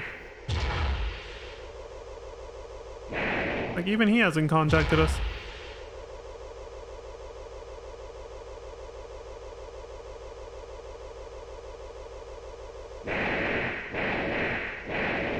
I think he would have said something like, dude, holy shit, you're an outstanding Raven. You helped end a seemingly endless fucking war between two giant corporations. Like, you determined the outcome of the war because you're so powerful. What the hell? But no, we haven't heard from him for a long ass time now. I haven't heard shit. Okay, where are these enemies?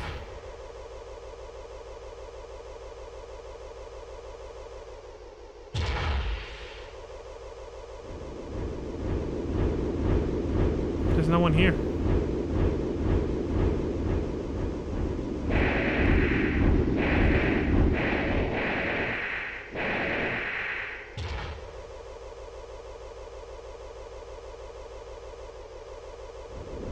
Raven, there seems to be nothing else here.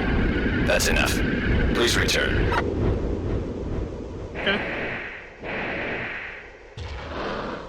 Oh! Surprise, motherfucker! You bastard! Son of a... Right after there's supposedly no one here. These aren't... But these aren't Chrome's weapons. They look incredibly familiar, but they're definitely not Chrome weaponry.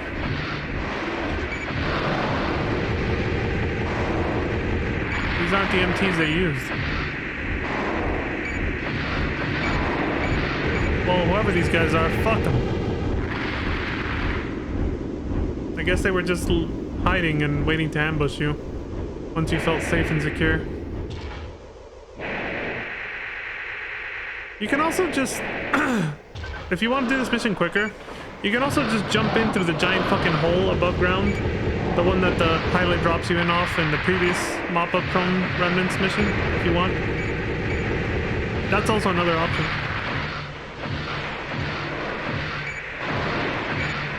It'll take you straight to the bottom, kind of like pretty close to where you got. And then you'll immediately get the message from the guy saying there's nothing here, and then these guys will spawn, and you have to climb your way back out. Well, you have to fight your way back out like this.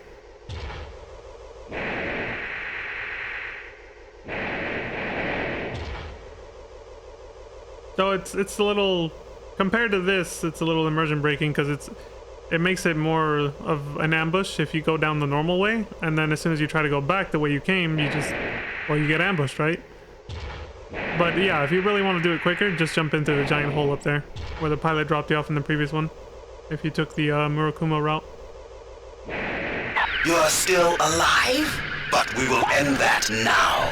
It's Boss Savage. Don't you understand? You are totally out of line. You are going overboard. What? Enemy ranking AC. Identified as Sledgehammer. Yeah, that's his AC's name. I forgot to say that before. Boss Savage. He's the guy who trapped us in the underwater base to try and kill us. He's back. It's payback time, baby. Get his ass. He's not a pushover. He's one of the top-ranking Ravens, so he still wants us dead.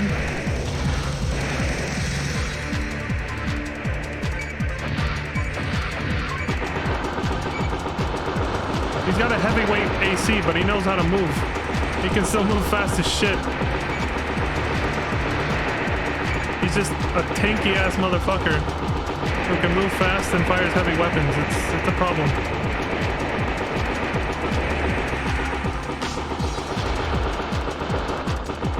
Dude's missing half his shots, doesn't even realize it right now. It's like, dude, you're not even locked on.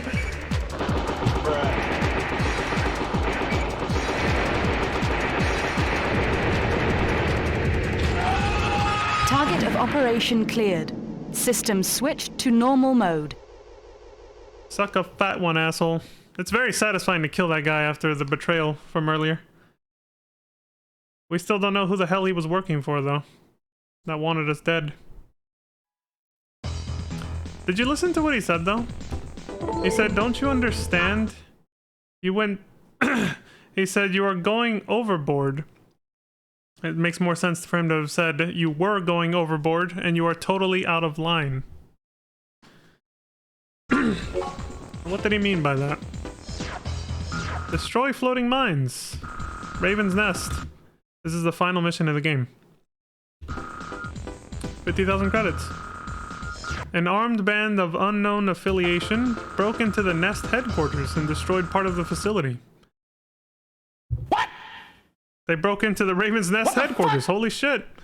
The security corps... Yeah, the security corps quelled the disturbance without incident. Okay. There is one problem. The floating mines left by the band. Normally, our corps would deal with them. Excuse me. But the mines are numerous, of a special structure, and very powerful. This is what they look like. We want you to take care of these mines. Just blow them up as you find them. You will be paid well. Theater of operations, Raven's Nest headquarters, enemy forces, blank. None. There are none. Destroy all floating mines. Easy. Just destroy the mines. There's no enemies. You don't even have to bring a weapon, I guess. Well, you do for the mines, but that's it. Easy peasy. Main system engaging combat mode.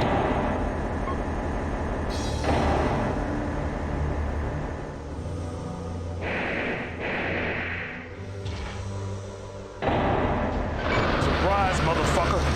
What? Fuck! What the fuck? No enemies, huh?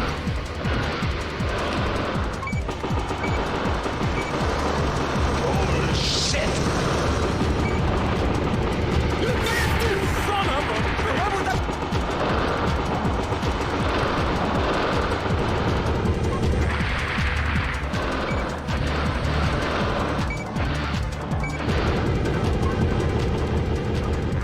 And there you have it, folks. Now we know who wanted us dead.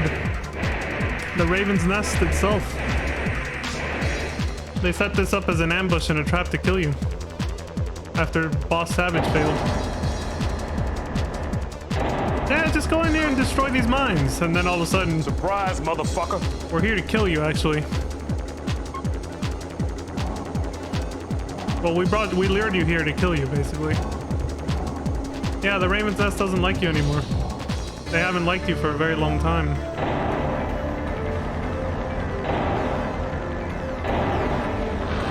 I'll explain. Everything will be clear at the end. I'll explain it. I think most people have figured it out by now, though. Why the Raven's Nest wants you dead. There's the floating mines. They weren't lying about those, though. Those are there. Son of a... I'm giving these guys voices. They're trying to kill you like rabid dogs. Now, what do you do when your own... They weren't even our employer, technically. Well, for this mission, but, you know. They were the ones who allowed us to become a mercenary anyway.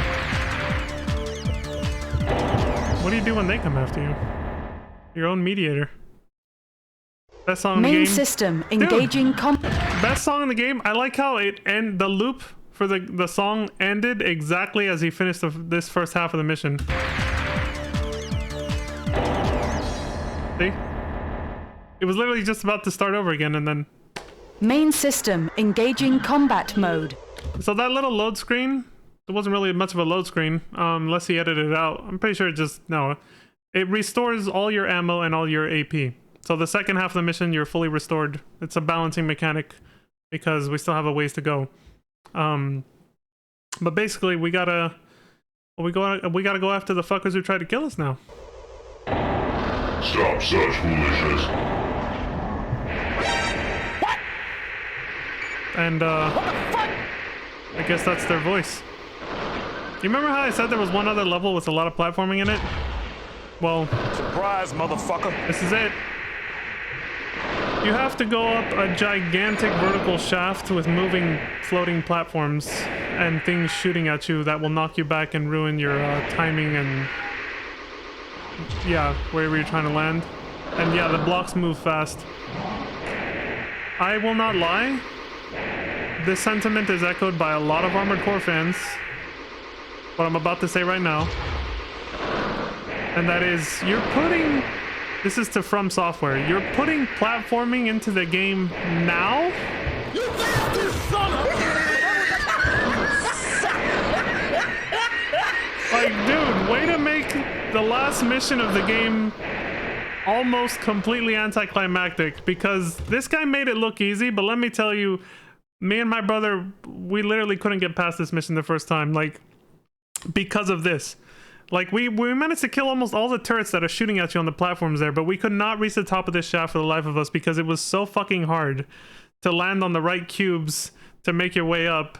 It was, again, maybe we just sucked, but I remember seeing comments from people when I found years ago a video of just this mission. There was comments from all kinds of people saying, dude, what the fuck? Like, I mean, just imagine a jump quest is the final mission of the game. Like a very tedious and difficult jump quest. Platforming in a game that didn't have like almost any platforming before. The whole thing was just an arcade fucking mech shooter where you're just shooting shit and that's it. And then they make you do this for the final mission. And you don't even get nice music like the music that was playing in the first half. It's like, you suck! I have the soundboard over that. Resistance is futile.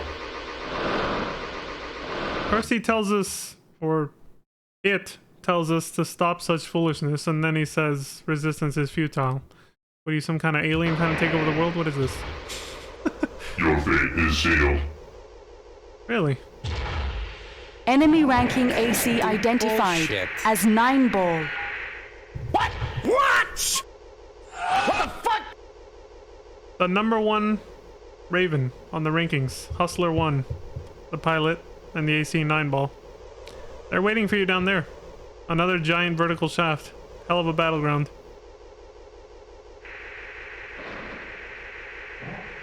Well, I guess we know the identity of who's talking to us. But that's not a human voice.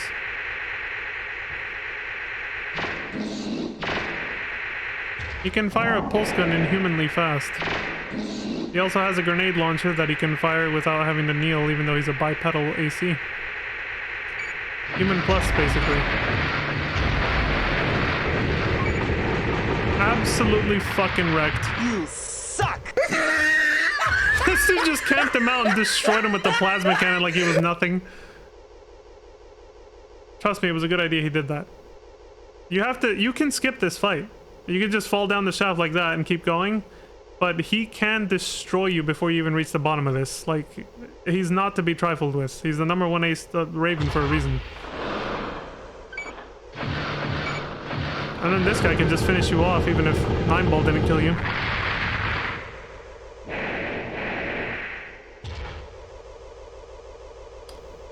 It's not over yet.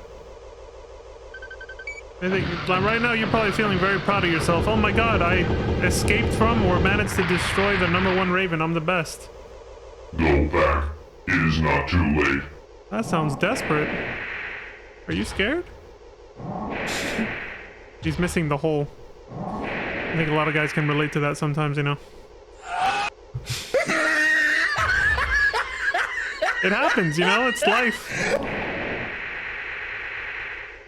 Sometimes your aim is a little off. There's another target here and a very similar looking vertical shaft. A lot of vertical shafts around here. He's coming. The blue dot on the radar means the target is above you. Yellow means it's below you. I should have said that earlier, but I never really deemed it important enough to say before. Wait for it. What's this? Dude, they're gonna blow themselves up if they're shooting the grenade launcher. That can happen, by the way. This idiot can kill himself by using the grenade launcher too close to the wall to try to hit you. The AI for this enemy is very aggressive and it can kill itself. I'm not even kidding. Or at least damage itself enough that you can just finish it off.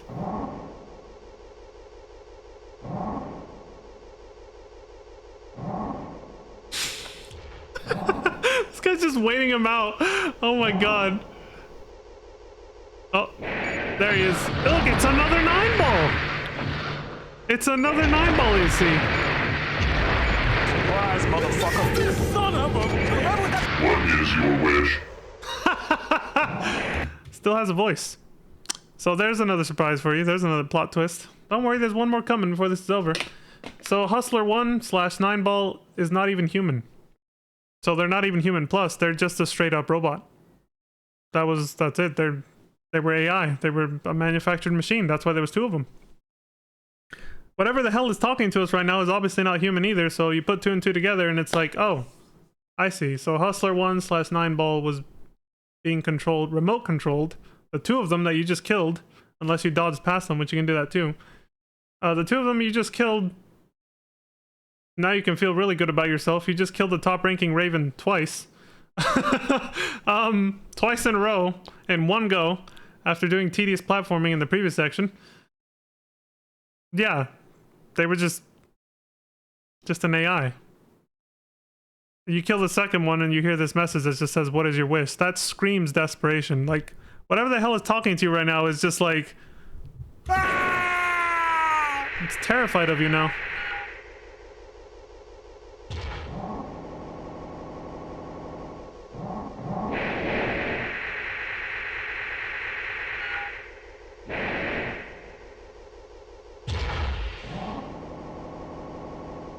There's a lot of cables around here.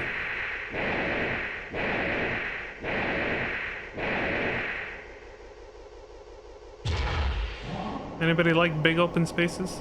I don't think there's any more enemies left at this point. You're just home free to get to the end.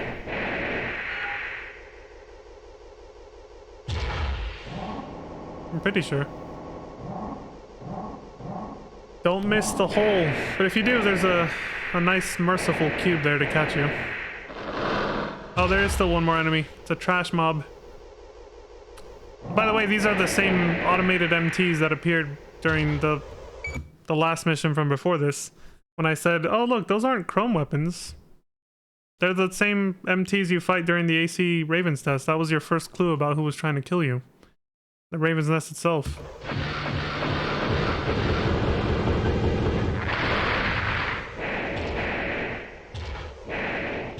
That's a floating mine.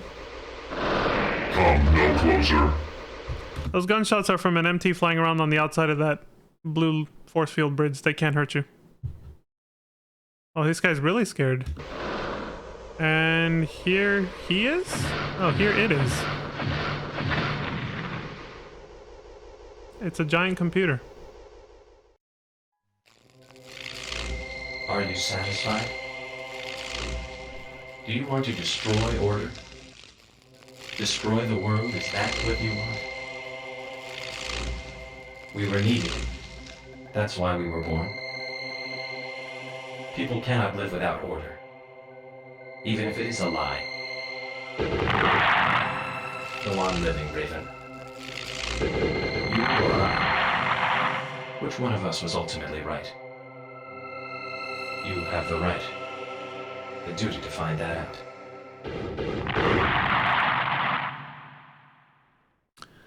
At this instant, the generation of rebirth came to an end. The Human Plus generation. And that was Armored Core. Don't worry, I'll explain. For those who didn't get what the fuck just happened. That was R. That AI computer was the core of the Raven's Nest. It was an artificial intelligence the entire time. It was an AI supercomputer. And that was our contact, R, who stopped contacting us after a while. Right around the time that Boss Savage tried to kill us the first time. Surprise, surprise. See, there's very subtle clues throughout the story that lead to this, but you have to be really sharp to catch them. Otherwise, you'll reach this end, like me and my brother did, and not know what the fuck just happened. You'll still just kind of be like, what? You just be like, what? What the fuck? And have no idea what the fuck just happened. It's like the story makes sense all the way up till the Murakumo and Chrome ending, and then this is like... So here's what happened. I obviously didn't understand this as a kid, but when I came back as an adult, I got what was happening. I told you guys this was a, you know, this game boils down to being a simulation of what capitalism would be like if it's not regulated, and it goes into hysteria mode. A hyper-capitalist, a unregulated hyper-capitalist simulator is what I called it, right? So they hit that point home, essentially, is what they did here. Because what happened is, essentially, that AI was programmed to keep conflict going in the world. Make sure I stop this in time. The end. That AI was programmed to keep conflict going in the world. That's why it was the AI controlling the Raven's Nest. Seems like the appropriate spot. But let me not get ahead of myself. It was manipulating things constantly, politically, however it could, to make sure that Chrome and Murakumo were always in a constant stalemate fighting each other, because that kept Ravens employed. But then it didn't just keep Ravens employed, this is a known thing in real life. War stimulates economy. And this game came out in the 90s, and we all know that World War II it helped when the US finally got involved with World War II. It actually helped it come out of an economic depression because it super stimulated the arms industry as the US started producing a ton of weapons to send over to the European allies to use against Germany, and then eventually using their own weapons to fight against Japan as well after Pearl Harbor and all that, right? So it's a well-known thing that war can cause an enormous economic stimulus in general, but also specifically for the arms industry, right? But either way, in this case, it's just looking at it from a general perspective. So that AI, who knows who made it, but they programmed it to keep conflict going in order to keep economic stimulus going, with the parameters that it was given, right? So you became a problem when you ended the fucking war, because you just killed everyone's job. You just, like, you left all your fellow Ravens and yourself. You just got yourself out of a fucking job because now the war is over. There's no conflict. Like Murakumo says in the description for their last mission, if you sided with them, there's probably going to be very little work going forward for you Ravens from this point because the war's over and we're going to take over. But then mysteriously they go down too. They don't really clarify how long after Chrome or Murakumo goes down, the other company goes down too. That was also the Raven's Nest AI that did that. And that ensured that they also didn't just take over and then things became peaceful, quote unquote, under the tyrannical rule of now one of the two corporations. The Raven's Nest made sure that neither of them, after one was destroyed, the Raven's Nest made sure that the other one would get destroyed too, through some means that is just, it happens off screen, they don't explain it. But because they want to make sure that there's still room for, you know, new players to come up and try to take over or something, and then they start a conflict, another power struggle ensues, and the story keeps repeating itself. So essentially this AI was pissed off, obviously, or just following its programming when it tried to kill you. It hired Boss Savage to try and kill you earlier because you were a problem that was causing the war to come to an end. You were too powerful of a Raven, and you were causing the balance of power to shift in one direction or the other, depending on whether you sided with Chrome or Murakumo, and so that eventually leads to an end of the war, which is not what the AI program wants. You became a thorn in its side. That's why R stops contacting you. That was R, essentially. That's why his name was just one letter. That was the alias he was using. The other thing, the other subplot, the Human Plus stuff, you see how it said the age of the regeneration, yeah, what is it? The generation of rebirth came to an end. Even though Murakumo was technically the one running the Human Plus program, behind the scenes, it was actually the Raven's Nest that was kind of manipulating all of that from the shadows. Again, that's the whole theme of this, is that AI was manipulating everything from the shadows. That's the whole point of what I'm saying right here, is that AI was manipulating everything, the entire war between Murakumo and Chrome from the shadows the whole fucking time to make sure neither side got an advantage over the other, so the conflict would just keep going. But it was also responsible for the Human Plus program and forcefully capturing test subjects like you if you go into debt, to force them into becoming test subject for the Human Plus program, for, I don't know, just another way of like creating enhanced soldiers to keep the war going and make it more profitable for all sides involved. I don't know. Honestly, that part I still don't understand why it was doing that, and why the ending seems to focus on that a little bit. But maybe they're implying that the Human Plus technology was somehow more directly related to the technology that gave birth to that AI that no one knows who made it, right? And that's why when you destroy it, maybe all the Human Plus components and parts stop functioning. Who knows? Maybe that's what it was implying, because it just says the generation of rebirth, going back to the Human Plus, like, sort of game over, quote unquote, screen that you can get if you go into 50,000 credits in debt. The guy says, oh, he racked up quite a debt, must have dashed his dreams, and he says, it doesn't matter, after this he'll be reborn. They're saying, like, he's going to be reborn even better with this prosthetic body we're going to give him if he survives the surgery. The Human Plus thing. So Human Plus people were considered reborn people, basically, the generation of rebirth. And that came to an end when you killed the AI that was, like, manipulating that whole program along with the war at the same time. And so that's pretty much the gist of it. The whole game boils down to being a commentary on unregulated capitalism and how the ramifications of that with the emergence of artificial intelligence. It's very timely, isn't it? This is a game that came out in the 90s, but we've been talking about artificial intelligence for a very long time in our society. Like, that's the reason the movies, the Terminator movies, literally the first one came out in the 80s, the late 80s, I believe. And the second one came out in 1990, Terminator 2. Artificial intelligence became a hot topic back in the 80s and 90s. And this was just another game that was sort of commentating on it, but with the context of what would artificial intelligence do in a capitalist society, in a capitalist world. And this is the answer, basically. And this is very plausible, actually. If you really think about it and you see how AI is actually now developing in the current day, we're in 2024.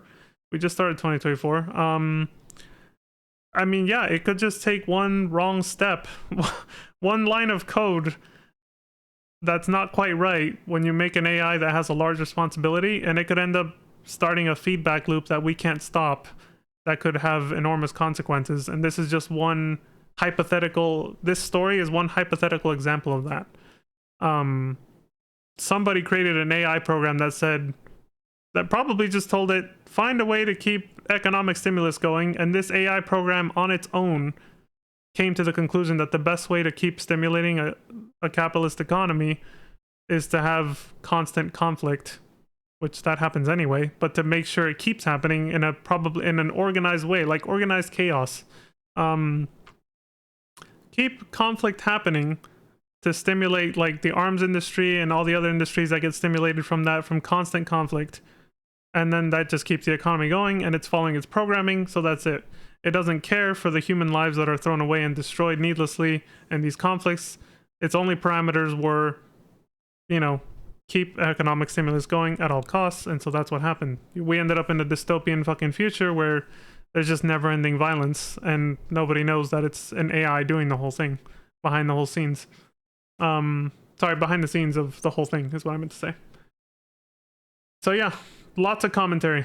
There's a lot to say about this first game, because like I told you guys, it has a lot of political commentary, and that's one of the main reasons that this series is still so memorable to me, even though I dropped off from it back in the PS2 days. Like, I didn't play Armored Core 4 for the PS3, but this series, I still came back to revisit these older games later in life anyway, because they hold a special place in my heart, not only for the gameplay, which is really fun, but also for the story elements that have all this political commentary in it.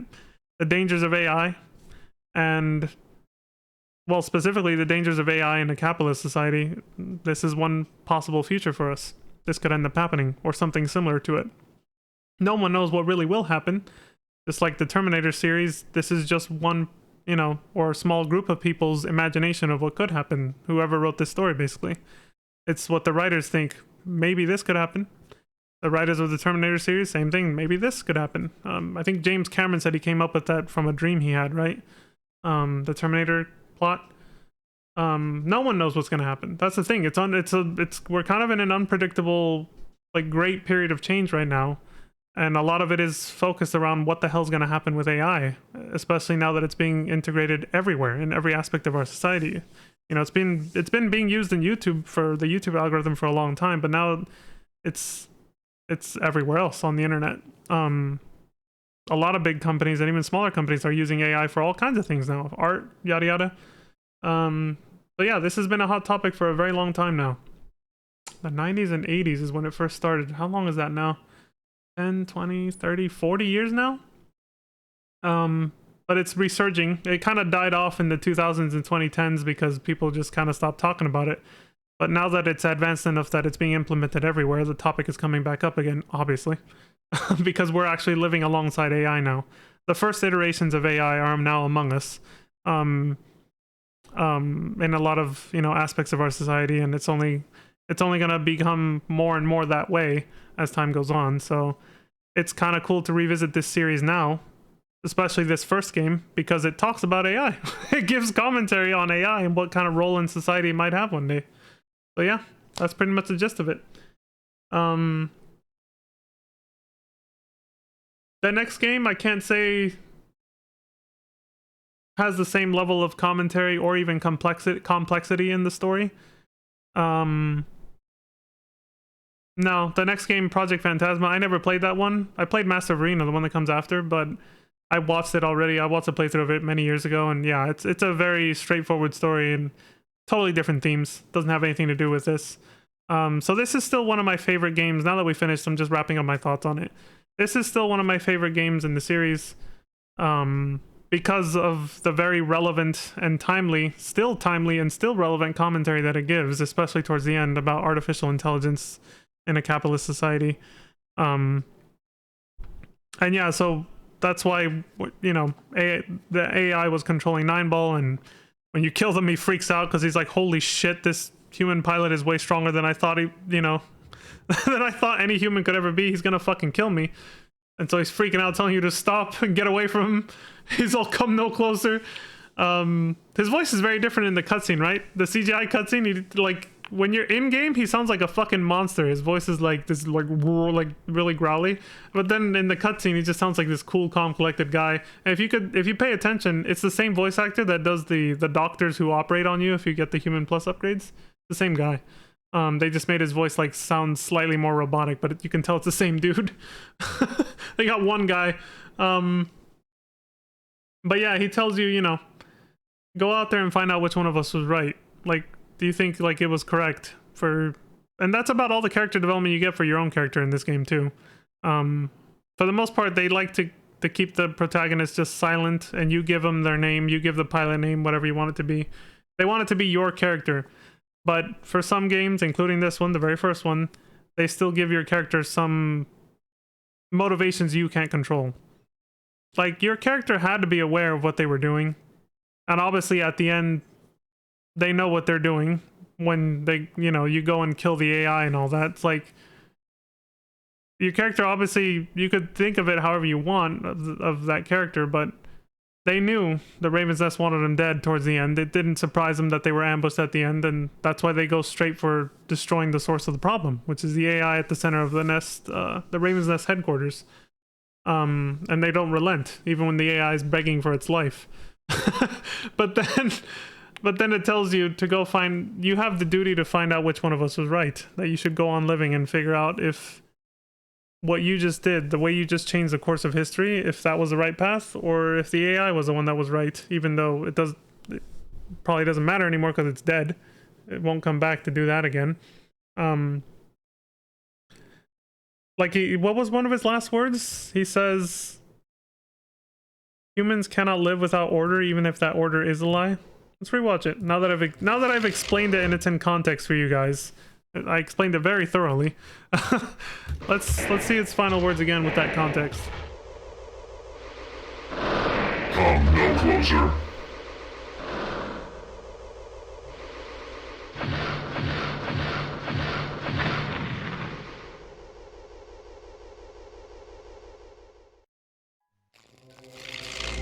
Are you satisfied?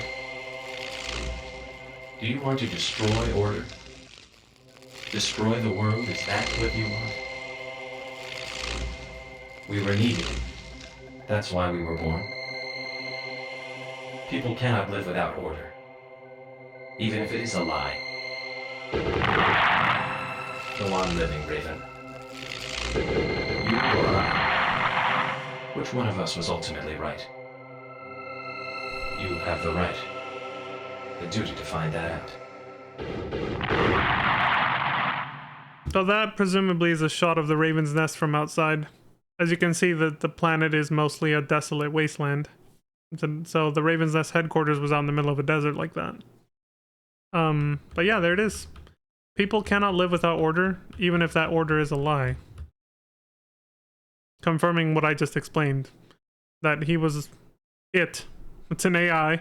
It was the one manipulating the war behind the scenes and keeping it going. As a form of keeping an established order and stimulating the economy in a never-ending fashion. By just having this endless war going on between Chrome and Murakumo. And so that was its version of maintaining order. And keeping the economy going as a form of maintaining order, and the way that it found to do that was stimulating a never-ending war. Which then you came along and ended it all. But yeah, the reason I said your character has to have some of, there's a hint at their own personality that you can't control. Your character had to have been aware that they were going to lose their job as a Raven if they ended the war. So the fact that they still go through with that means either they didn't think it through, you can think of your character as an idiot until after the war's over, or you can think that your character, despite signing up to be a mercenary, which is supposed to be like a cold-blooded killer for hire, grew a conscience in this and said, you know what, I have the power to end all this endless violence. I'm gonna do it. All this senseless violence, excuse me. I have the power to end all this senseless violence, so I'm gonna do it. And I don't care who likes it or doesn't like it. And then that's why the fucking Raven's Nest AI comes after you and tries to kill you for that. Because you're destroying its established order by ending the war. And yeah, I think your character was just like, no, fuck you. Like, it's like we want peace. Like, I don't want this order if it means never-ending violence, essentially. So it's like implying, the story just kind of low-key implies that your character was sort of that typical hero who said, I'm gonna save everyone by ending this senseless conflict that's been going on forever. And I'll destroy the source of the problem, which is the Raven's Nest AI too. Even if your character maybe wasn't aware until those final moments that it was an AI, it still goes through with, your character still goes through with destroying it just to end it all. And then that's why his response is saying, okay, fine, you win, have it your way. Kind of like Dr. Wily at the end with Lan, at the end of the last game, the Mega Man Battle Network 6. You win, let's see what kind of world comes from what you want, basically, since you're the one who won, You get to write history now. You're the victor. So go out there and find out which one of us was right. Do you think people will thrive more under this newfound freedom and peace that you brought them by killing me? Or will it turn out that it was better for me to have kept this facade of a society going through this, through like endless wars and basically this false order that he created? It's up to you to figure that out. And there it is, the last line of the game. At this instant, the generation of rebirths came to an end. Yeah, it's a lot to think about. That's why I said at the beginning of the game, this series can be very thought-provoking. One of the reasons I like it so much. So there you have it. And that's why I inevitably went on that long-ass rant. But it's because I just wanted to make it clear. Because again, that ending can be very confusing and ambiguous for a lot of people without the right context. Since they don't spell it out for you. But yeah, so my final thoughts. I was thoroughly impressed. I didn't expect, when I first really realized what they were trying to say, the social and political commentary of this game. I was very impressed. Once again, that didn't happen until I played this as an adult later on in life. I was very impressed that such an arcadey action mech shooter had that. And then only later did I realize that a lot of mech animes and stuff like that in Japan tend to be heavy with political and social commentary, and then I was like, oh, okay, so that makes sense. So Armored Core was not like it's not something that stands out when you look at it from that perspective. It's literally another typical mech anime. It has a lot of heavy political and social commentary. That's a normal thing for them. But since I've never really been into anime and anime culture that much, for me it was impressive. I was just like, holy shit. I was like, this seems like just a mindless third-person shooter where you pilot a mech, a giant robot and all that stuff. But they actually gave it a very, like, kind of semi-deep storyline. Like, with very serious themes that are timely and relevant to, like, our real-life society and culture. And there's a release date of the game. I was wondering about that at the beginning. Yeah, 1997 is when it came out. Or at least that's when they got the copyright. So, there you go. The end. The credits theme was a bop, too. Yeah, the credits theme was also a bop. Good stuff. See how fast it was, though? Credits last like an hour nowadays. Like, development teams were so small back then, weren't they? Everything was so much lower budget. When the video games industry was in its infancy. But that's a whole nother topic. I'm not gonna keep rambling. That's it for Armored Core. We're done with Armored Core. I pretty much got all my thoughts out on it. Love this series because of its thought-provoking political and social commentary. Love the first game in particular. There's a few other games that I really like for the same reason, but I don't want to spoil anything. But so I can only say this for now, is that I love the first game in particular for being so good at tackling a very timely subject in a very interesting way. You know, they don't spell the plot out for you. You have to figure it out by possibly doing multiple playthroughs until you really get what they're trying to say. And I think that's really neat that they do that, because it lets you appreciate the game more when you have to really dig deep and dive into what are the writers really trying to tell us right now.